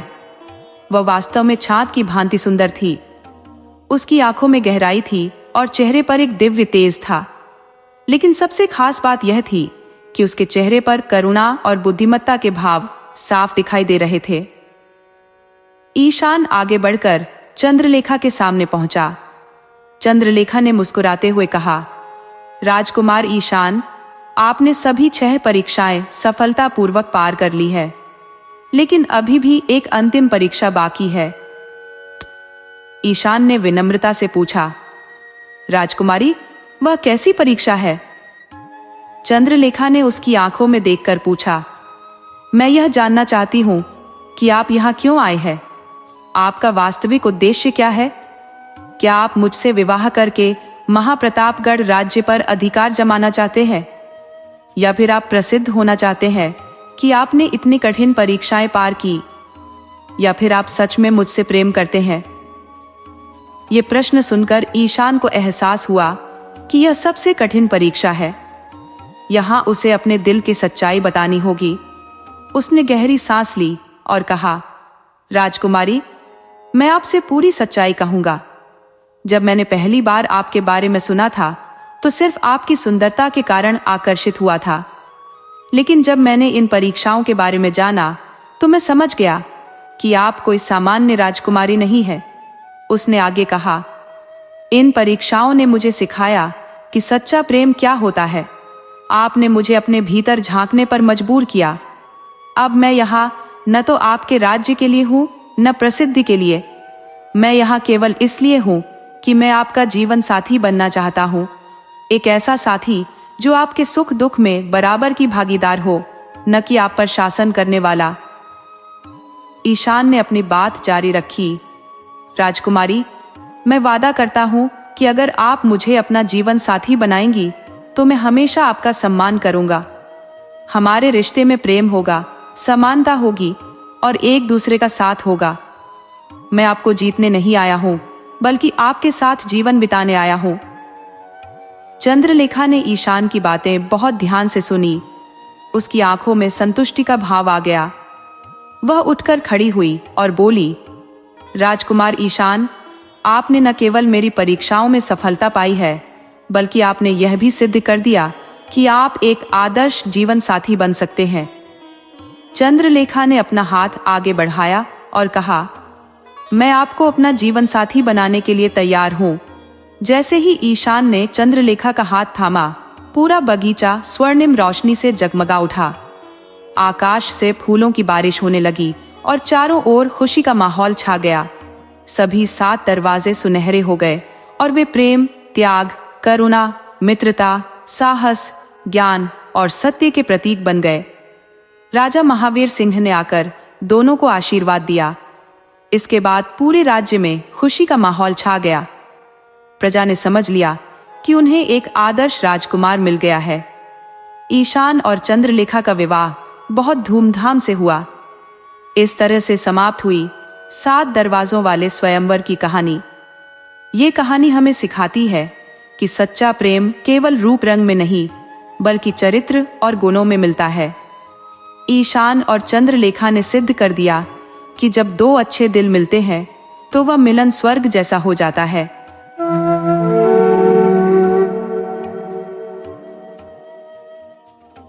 बहुत समय पहले की बात है। किसी शहर में एक राजा राज करता था। राजा बहुत ही अच्छा और दयालु था। वो न तो किसी पर अत्याचार करता था और न ही किसी पर जुल्म होने देता था। उसने तो सजाएं भी हल्की करवा दी थी। फिर भी राजा के राज में अमन चैन था और सब लोग खुशी खुशी रहते थे। राजा की प्रजा बहुत खुश रहती थी। लोग ईमानदार थे और राज्य में खुशहाली थी, इसलिए जुर्म भी कम होते थे। लोग इतने खुश थे, राजा की प्रजा इतनी अच्छी थी कि वो राजा को दुआएं देती थी। राजा की रहमदिली का ये हाल था कि इंसान तो इंसान, वो जानवरों पर भी जुल्म नहीं होने देते थे। एक बार की बात है, बरसात का मौसम था। राजा ने अपने मंत्रियों से कहा कि देखो, आज मौसम बहुत सुहाना है, चलो कहीं घूमने चलते हैं। राजा के मंत्रियों ने भी कहा, हाँ महाराज, इस तरह से आप अपने शहर का घूमना भी कर सकते हैं। और राजा अपने मंत्रियों और सैनिकों के साथ घूमने निकल गया। घूमते घूमते राजा पास वाले जंगल में भी चला गया। अब राजा जंगल में चला गया। मौसम बड़ा सुहाना था। राजा ने जंगल में ही रुकने का इंतजाम करवाया और राजा के लिए तंबू लगाया गया। फिर कई तरह के खेल तमाशे और मौज मस्तियां जंगल में होने लगी। जंगल में जैसे मंगल होने लगा था, अच्छे अच्छे पकवान बन रहे थे। जब खाने का समय हुआ तो नौकरों ने राजा के लिए आसन लगाया और राजा को खाना परोसने लगे। राजा ने देखा कि एक बहुत बड़े पेड़ पर एक बहुत बड़ा बंदर बैठा हुआ है। वह सब कुछ चुपचाप शांति से देख रहा था। उसमें बंदरों वाली कोई हरकत नहीं थी और न ही वो कोई खाने की चीज लेकर भागा और न ही उस बंदर ने किसी को परेशान किया। राजा ने अपने नौकरों से कहा कि देखो, इस बंदर के लिए भी थोड़ा सा खाना और फल इसके सामने डाल दो। नौकरों ने राजा के कहे अनुसार कुछ फल और रोटी उस बंदर के पास एक पत्थर पर रख दी। बंदर खाना देखकर पेड़ से नीचे उतरा और एक ठेक लकड़ी का टुकड़ा लेकर उस पर कोयले से कुछ लिखने लगा। फिर उसने वो ठेक राजा को दे दी। राजा खुद भी ये सब देख रहा था और वो सोच रहा था कि बंदर ने ठेक पर क्या लिखा है, और उसमें लिखा था कि मैं ऐसे खाना नहीं खाऊंगा। जैसा राजा के लिए आसन लगाया गया है वैसे ही मेरे लिए आसन लगाया जाए। जैसे बर्तनों में महाराजा को खाना परोसा गया है ऐसे ही बर्तनों में मुझे भी खाना दिया जाए, तभी मैं खाना खाऊंगा। राजा बंदर की लिखाई देखकर बहुत हैरान हुआ कि एक बंदर न सिर्फ लिख पढ़ सकता है बल्कि इतना समझदार भी है। राजा को भी उस बंदर में दिलचस्पी हो गई। फिर राजा ने अपने नौकरों को हुक्म दिया कि इस बंदर के लिए भी हमारे जैसा आसन लगाओ और वहीं पर वही खाना दो जो हमें दिया गया है। राजा के हुक्म पर नौकरों ने फिर बंदर के लिए वैसा ही आसन लगाया तो बंदर पेड़ से नीचे उतर कर आया। नौकरों ने बंदर के हाथ धुलवाए और बड़े अदब से उसे आसन पर बिठाकर खाना परोसा। अब बंदर ने खाना खाने के बाद फिर से हाथ धोए, फिर वापस पत्थर पर जाकर बैठ गया। राजा बहुत ही हैरत से और दिलचस्पी से ये सब कुछ देख रहा था। थोड़ी देर में आसमान पर काले बादल छा गए। नौकरों ने जल्दी जल्दी से सामान समेटा और जल्दी जल्दी सामान समेटने के लिए उन्होंने एक टाट का टुकड़ा बंदर के सामने भी रख दिया कि कहीं बंदर बरसात में भीग न जाए। किसी का पालतू बंदर लगता है। नौकर टाट लेकर उस बंदर के पास पहुंचे तो उसने झट से एक पर्ची पर कुछ लिखकर नौकरों को दे दिया। नौकर राजा के पास गए। उस पर लिखा था, जैसा तंबू राजा के लिए लगाया गया है वैसा ही खेमा तंबू बिल्कुल ऐसा ही मेरे लिए भी तैयार करो, तब मैं आऊंगा। राजा अब वाकई उस बंदर में दिलचस्पी ले रहा था। राजा के हुक्म पर फौरन शाही खेमा और दूसरा तंबू बंदर के लिए तैयार किया गया। उसमें पलंग और बिस्तर लगाए गए। इतने में बारिश शुरू हो गई। बंदर बड़े ही नफासत से अदब से उठकर खेमे में आया। राजा जितने दिन भी जंगल में घूमने फिरने के लिए ठहरा था, बंदर हर बात में राजा की बराबरी करता रहा। बंदर हर बात में राजा की बराबरी की फरमाइश करता रहा। जिस दिन राजा वापस महल जाने के लिए रवाना होने लगा तो उसने नौकरों से कहा कि इस बंदर से पूछ कर आओ कि क्या वो हमारे साथ हमारे महल में चलेगा, क्या वो हमारे साथ जाने के लिए तैयार है। बंदर ने फिर से ठेक पर लिखा, जैसा हाथी राजा के सवारी के लिए तैयार है वैसा ही हाथी मेरे लिए भी तैयार करो। राजा ने दिल ही दिल में सोचा कि अच्छा मजाक है, इस बंदर को साथ में रखना चाहिए।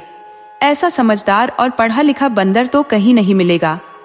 राजा ने नौकरों को हुक्म दिया कि हमारी जैसी सवारी तैयार करो और इस बंदर को भी हमारे साथ महल में ले चलो।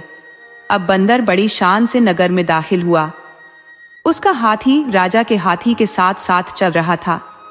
नगर के लोग बड़े हैरत से ये नजारा देख रहे थे। महल में पहुंचकर राजा ने कहा, बाहर जो नए मकान है उनमें से एक मकान में बंदर को छोड़ दिया जाए। बंदर को अब कागज कलम भी दे दिया गया था। तब बंदर ने कागज पर लिखा कि मैं यहाँ नहीं रहूंगा। जैसा महल महाराज का है वैसा ही महल मेरे लिए भी तैयार करवाया जाए। वैसी ही सारी ऐशो आराम और सुविधाएं मेरे लिए होनी चाहिए, तभी मैं रहूंगा, वरना मैं वापस जंगल में चला जाऊंगा। राजा का एक महल और भी था, जहां राजा गर्मी के मौसम में रहा करता था। उस महल को राजा ने बंदर के रहने के लिए तैयार करवा दिया। अब बंदर उस महल में रहने लगा। नौकरों को तो बहुत बुरा लगता था कि उन्हें एक बंदर की सेवा करनी पड़ रही है और एक बंदर की खिदमत उन्हें शाही तरीके से करनी पड़ रही है। लेकिन राजा का हुक्म था और राजा की रानी को भी उस बंदर से बड़ी चिढ़ हो गई थी।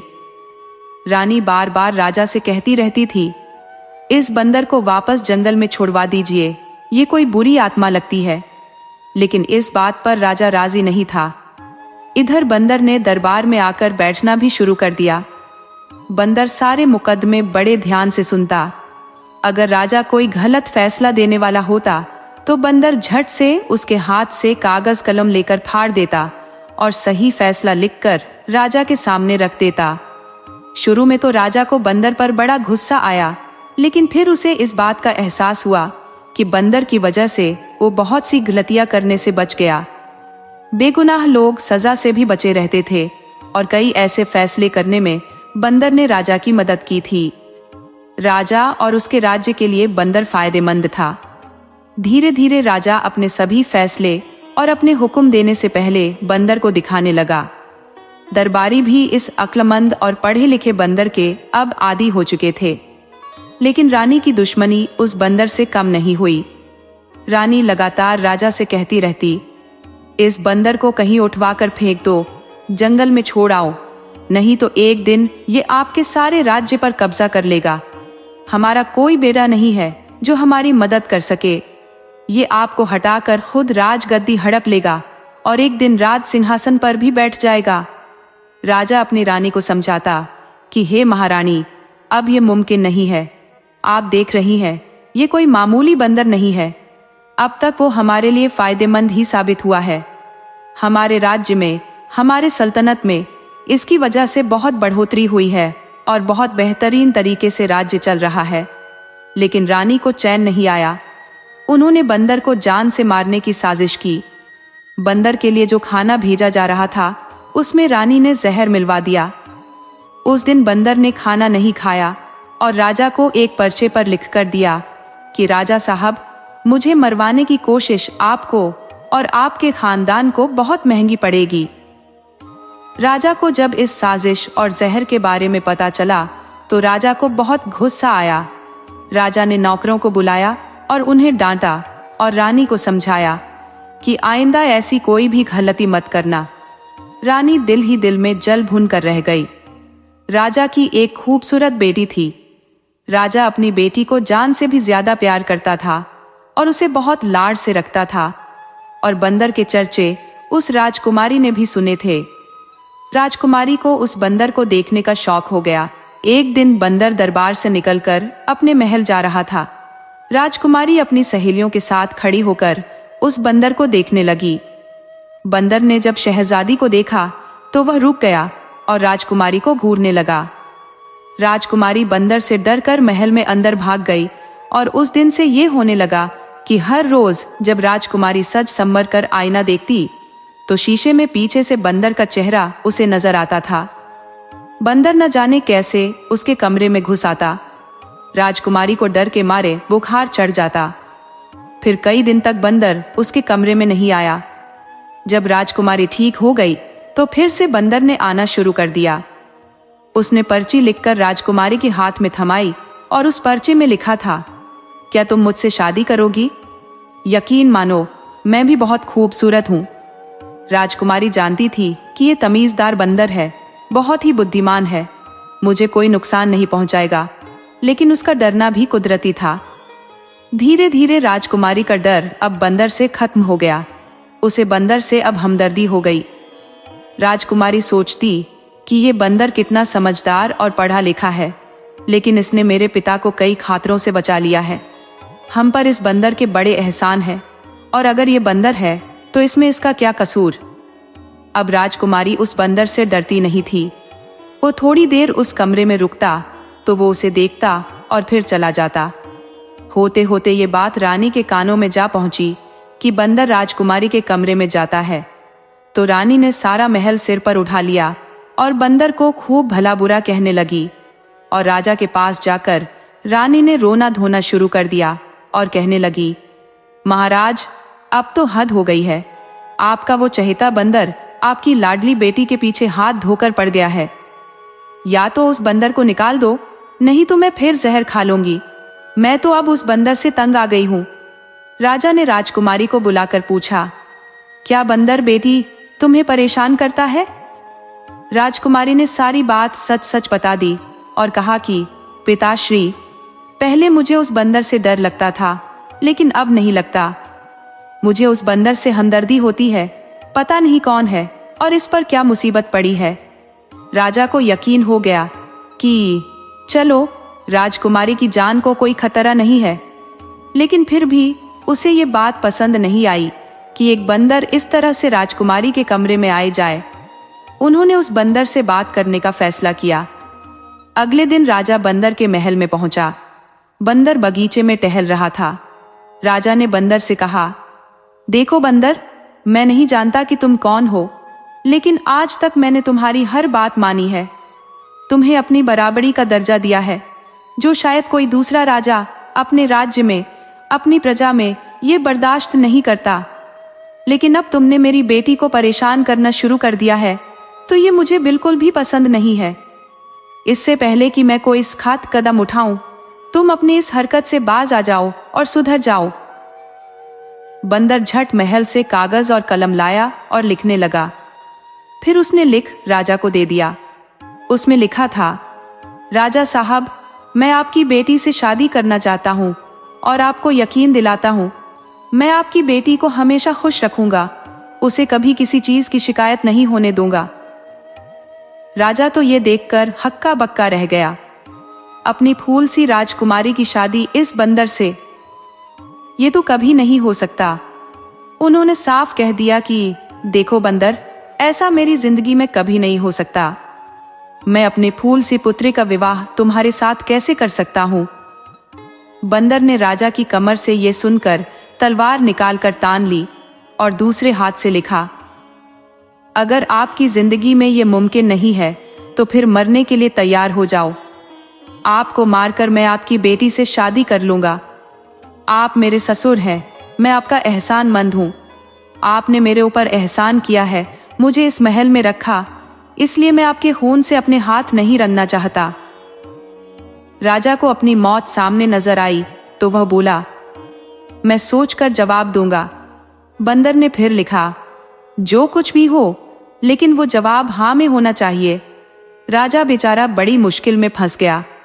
राजा महल में वापस आ गया और बड़ा ही ज्यादा परेशान था। एक तरफ बेटी थी, दूसरी तरफ उसकी अपनी जान, उसकी अपनी जिंदगी। अब वो क्या करता, क्या नहीं करता। उसने सारी रात टहलते टहलते गुजारी, लेकिन उसने अपनी रानी को कुछ नहीं बताया। वो जानता था कि रानी सारा महल सिर पर उठा लेगी और कहेगी, तुम इस बंदर को क्यों लेकर आए थे? सुबह हुई तो राजा फैसला कर चुका था कि वो कभी भी अपनी बेटी की शादी इस बंदर से नहीं करेगा। अपनी बेटी को किसी बंदर से ब्याहने की बजाय वो अपनी जान दे देगा।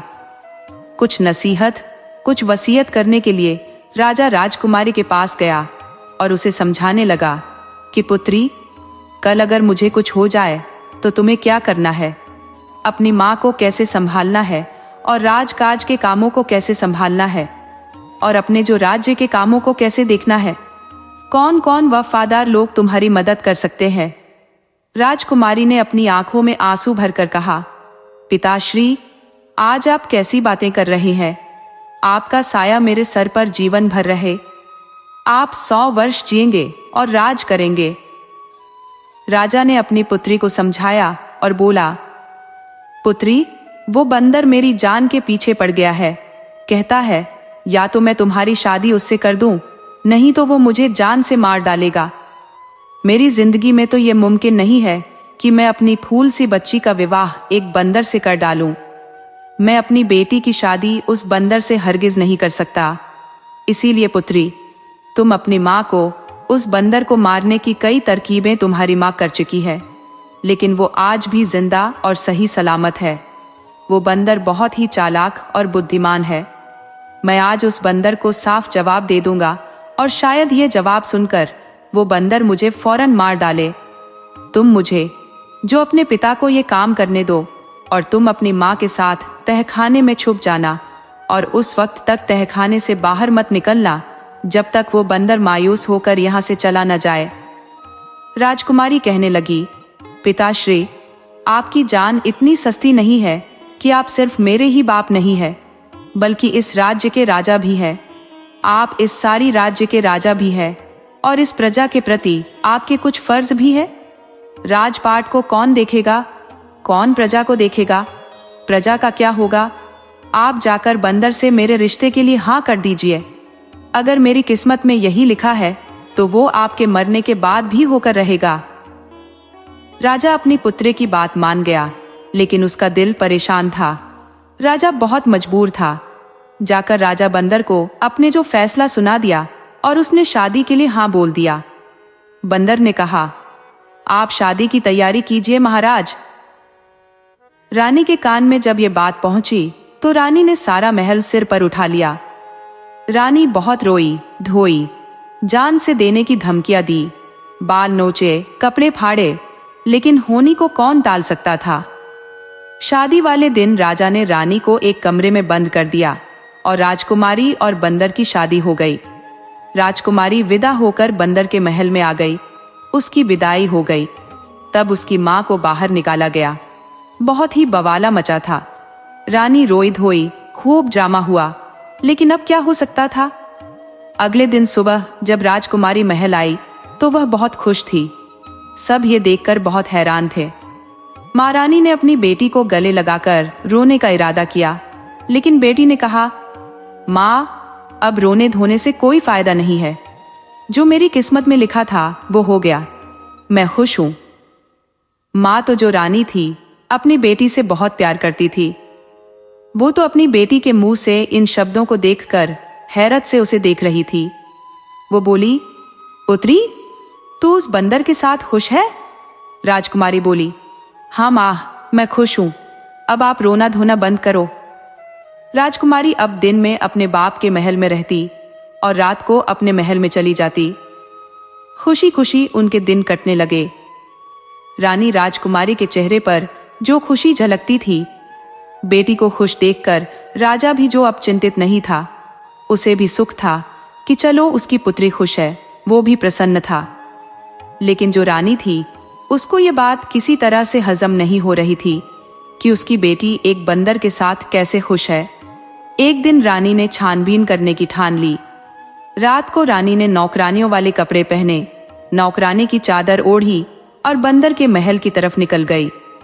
आमतौर पर बंदर अपने महल का दरवाजा अंदर से बंद कर लेता था, लेकिन उस दिन जो इत्तेफाक से, पता नहीं कैसे, उस दिन महल का दरवाजा खुला रह गया। रानी चुपके से अंदर घुस गई। राजकुमारी के कमरे का दरवाजा बंद था, लेकिन अंदर से हंसने बोलने की आवाजें आ रही थी। आवाज किसी मर्द के बोलने की थी और ताज्जुब के मारे रानी ताले के अंदर झांक कर देखने लगी। उसने ताले के सुराख से अंदर झांक कर देखा। अंदर राजकुमारी के साथ एक खूबसूरत सुंदर राजकुमार जैसा नौजवान बैठा था। दोनों हंस हंस कर एक दूसरे से बातें कर रहे थे।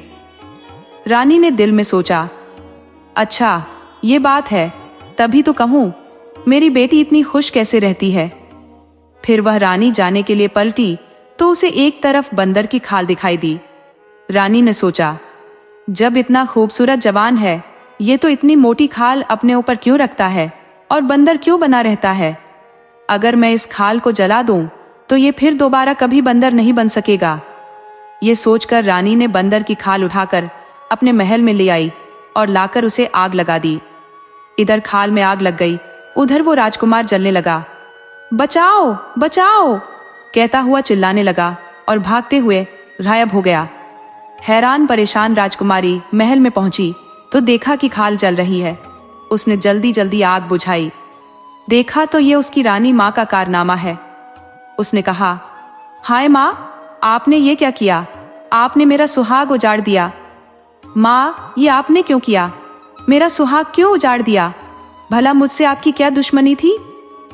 तब राजकुमारी की माँ बोली, बेटी, मुझे क्या पता था, मैंने तो सोचा था कि न ये मोटी खाल रहेगी और न ही तुम्हारा दूल्हा इसे पहनेगा। राजकुमारी का रोते रोते बुरा हाल हो गया। वो बोली, माँ, मैंने आपसे कहा था ना, मुझे मेरे हाल पर छोड़ दो, लेकिन आपको भी चैन नहीं था। अब ठंडक पड़ गई आपके दिल में। अब उसकी रानी माँ चुप हो गई। खुद अपने हाथों से अपनी बेटी का घर बर्बाद कर दिया। जैसे ही राजा को ये बात पता चली तो राजा ने दूर दूर तक घोड़े दौड़ा दिए, लेकिन कहीं भी उस बंदर राजकुमार की खबर नहीं आई। राजकुमारी की हालत तो देखी नहीं जाती थी। राजकुमारी सूख कर कांटा हो गई थी। न तो वो खाती थी, न ही अब पीती थी। हंसना बोलना तो जैसे वो भूल गई थी। कुछ दिन ऐसे ही गुजर गए। फिर राजकुमारी जोगन वाले कपड़े पहनकर राजकुमार की तलाश में निकल पड़ी। जंगल जंगल, नगर नगर भटकते फिरते उसके पांवों में छाले पड़ गए। रूप भी उसका फीका पड़ गया। राजकुमारी एक दिन जंगल में रात को एक पेड़ के नीचे बैठी थी। एक दिन राजकुमारी रात को जंगल के पेड़ के नीचे बैठी थी तो उस पेड़ पर एक चकोर और एक चकोरी बैठे थे। चकोर दरअसल एक खूबसूरत परिंदा होता है। चकोरी ने चकोर से पूछा, क्या बात है चकोर, तुम इतने उदास क्यों हो?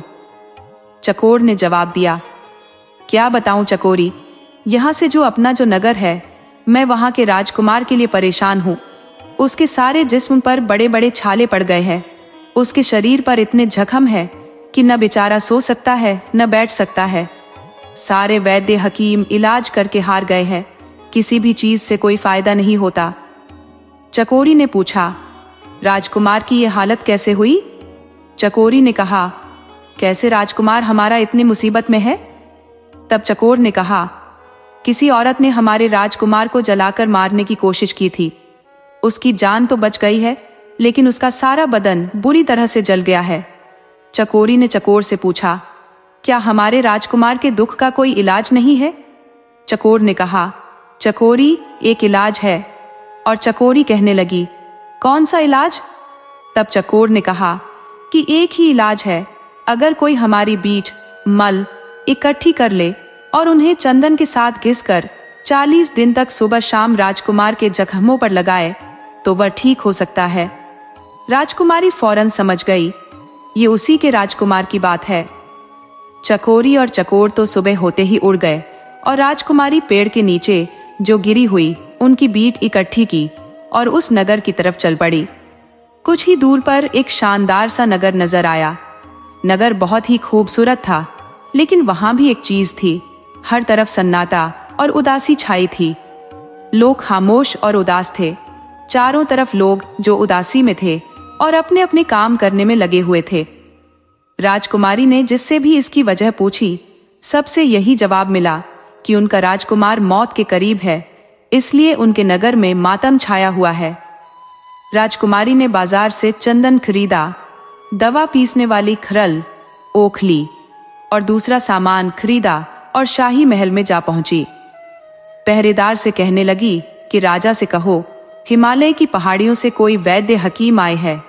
वो राजकुमार को जो इलाज करने का दावा करते हैं, उसे जो राजा सुनकर उस वैद्य बने राजकुमारी को बुला लेता है। उन्होंने इस वैद्य को भी बुला लिया। वैद्य की शक्ल देखकर जो राजा को कुछ शक हुआ कि ये नौजवान भला क्या इलाज करेगा। बड़े बड़े नामी गिरामी जो वैद्य हार चुके हैं। फिर भी उसने पूछा कि भाई तुम कर लोगे? दुनिया भर के तमाम वैद्य हकीम हार चुके हैं, अब तो दुआओं का ही सहारा है। राजकुमारी बोली, महाराज, अगर 40 दिन तक राजकुमार ठीक न हुआ तो जो चोर की सजा हो वो मेरी सजा होगी। राजा फौरन राजी हो गया। राजकुमारी कहने लगी, महाराज, मुझे राजकुमार के बगल वाला कमरा चाहिए ताकि मैं दिन रात उनका इलाज कर सकूं। राजा के हुक्म पर फौरन उन्हें राजकुमार की बगल वाला कमरा दे दिया गया। अब राजकुमार के पास राजकुमारी पहुंची तो उसकी हालत देखकर राजकुमारी का दिल रोने लगा। राजकुमारी ने बड़ी मुश्किल से अपने आप को संभाला और फौरन अपने कमरे में जाकर चंदन के साथ चकोर और चकोरी की बीट पीसी। फिर बड़े ही सावधानी से राजकुमार के जिस्म के जख्मों को साफ किया। राजकुमार दर्द से तड़प रहा था। फिर उसने ये लेप उसके सारे जिस्म पर लगा दिया। राजकुमार के सारे जिस्म के जख्मों में ठंडक सी पड़ गई। न जाने कितने दिनों के बाद उसकी आंख लग गई। राजा के पास जब ये खबर पहुंची तो उन्होंने हुक्म दिया कि वैद्य का हर तरह से ख्याल रखा जाए। राजकुमारी ने राजकुमार की सेवा में अपने दिन रात एक कर दिए और फायदेमंद ताकतवर खाना खिलाया। इससे वो जो राजकुमार को बड़ा आराम मिलने लगा। राजकुमारी राजकुमार के जख्मों को सुबह शाम साफ करती और दवा का लेप कर देती। एक हफ्ते में राजकुमार को इतना फायदा हो गया कि वो अपने आसपास की चीजों पर ध्यान देने के काबिल हो गया। पगड़ी और दाढ़ी में उन्हें ये वैद्य कुछ जाना पहचाना लगा, लेकिन याद नहीं आया कि इस वैद्य को कहाँ देखा था। तब वैद्य उसके सामने बहुत कम बोलता था। महीना भर में राजकुमार के जख्म पूरी तरह से भर गए, लेकिन अभी खाल कच्ची थी। वैसे भी चकोर चकोरी ने 40 दिन के इलाज की बात कही थी। राजकुमारी इसी तरह राजकुमार के जख्मों पर जो अपनी दवाई लगाती रही। राजकुमार उसकी सेवा से बहुत प्रसन्न था। उसकी सेवा ने राजकुमार का दिल जीत लिया। राजकुमार उसके दिल से तारीफ करता था। राजा ने तो उसको बहुत भारी इनाम देने की तैयारियां कर रखी थी, लेकिन हुआ कुछ ये कि 40वें दिन दवाई उसने राजकुमार के शरीर पर लगा दी और किसी से कुछ कहे सुने बिना वो जो महल से निकल गई और सीधे अपने राज्य के लिए रवाना हो गई। हाँ, उसने राजकुमार से उसकी अंगूठी जरूर मांग ली थी, लेकिन उसे ये पता नहीं चला कि वो चली जाएगी। इधर महल में राजकुमार की सेहत और अच्छी हो जाने की खुशी में जश्न की तैयारियां जोरों से चल रही थी, लेकिन वैद्य जी का कहीं पता नहीं था। राजकुमार अब परेशान था। राजा भी हैरान था कि कैसा वैद्य था, अपनी मेहनत का एक पैसा लिए बिना ही चुपचाप खामोशी से चला गया। न कोई इनाम मांगा और न कोई फरमाइश की। और राजकुमार के ठीक होने के बाद जो राजकुमार को भी अपनी नई नवेली दुल्हन की याद आई। अभी उसकी शादी को जो दिन ही कितने गुजरे थे, ये मुसीबत तो आन पड़ी थी। वो जानता था कि उसकी इस हालत की जिम्मेदार उसकी सास थी, लेकिन उसने ये बात किसी को नहीं बताई। एक दिन वो राजकुमार अपने पिता से इजाजत लेकर शिकार के बहाने जो नगर से निकला। शिकार के बहाने से निकला और सीधा अपने ससुराल चला गया। उसने शाही कपड़े पहन रखे थे। उसके साथ उसके जो सैनिकों का दस्ता भी था। सैनिकों ने उसे पूरे जो इंतजाम के साथ महल में बिठाया और राजा को खबर की। राजा साहब बेटी के घेम में वक्त से पहले ही बूढ़ा हो गया था। मेहमानों ने खड़े होकर उनको इज्जत दी, सम्मान दिया। राजा ने पूछा, बेटा तुम कौन हो और कहाँ के राजकुमार हो? मैंने तुम्हें पहचाना नहीं।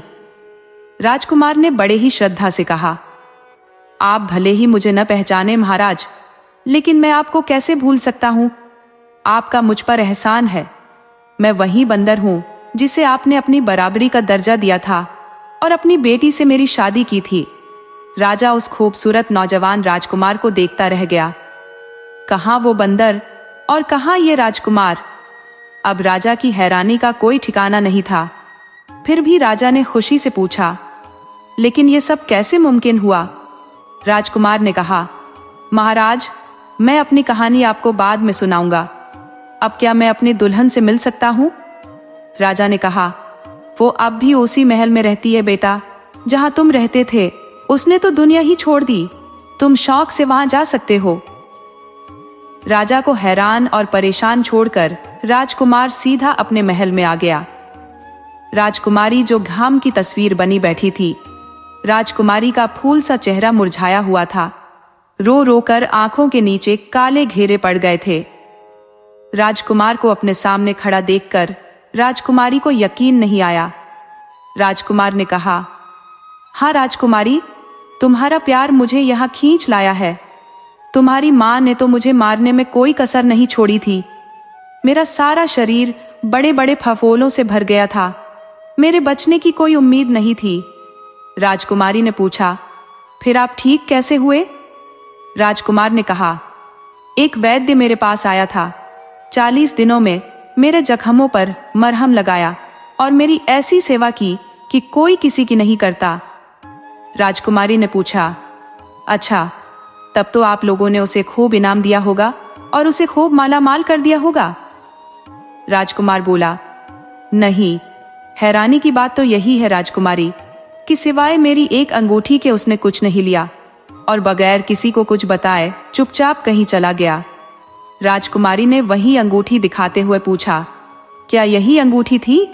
राजकुमारी ने कहा, हाँ, मगर तुम्हारे पास कहां से आई? राजकुमारी कहने लगी, वो वैद्य में ही थी। और फिर उसने सारी कहानी राजकुमार से कह डाली। वो कपड़े भी दिखाए जो वो वैद्य के भेष में पहनती थी। राजकुमार की तो खुशी की कोई सीमा ही नहीं रही। वो बोला, मैं तो बहुत खुश नसीब हूं कि मुझे तुम जैसी पत्नी मिली। मां ने जान लेनी चाहिए, लेकिन बेटी ने जान बचा ली। राजकुमार बोला, तुम्हारी मां ने तो कोई कसर नहीं छोड़ी थी मुझे मारने में। राजकुमार बोली, मेरी मां भी आपकी दुश्मन नहीं थी राजकुमार। आपको इंसान के रूप में देखकर मेरी मां ने सोचा, अगर वो बंदर की खाल को जला दे तो आप कभी बंदर नहीं बनेंगे, बल्कि हमेशा इंसान बने रहेंगे। तो मेरी मां ने मेरा अच्छा ही सोचा था और अच्छा जानकर यह तय किया था कि आपको कम से कम मुझे तो ये बता देना चाहिए था कि आपके बंदर के भेष में रहने के पीछे राज क्या है। तो मैं इस खाल को अपनी जान से भी ज्यादा हिफाजत से रखती। राजकुमार बोला, असल में राजकुमारी, मुझे कभी इसका मौका नहीं मिल पाया। दरअसल हमारी शादी को दिन ही कितने हुए थे। मैंने सोचा था आराम से तुम्हें बताऊंगा, तभी यह मुसीबत आ गई। दरअसल लंबी कहानी है। राजकुमारी ने कहा,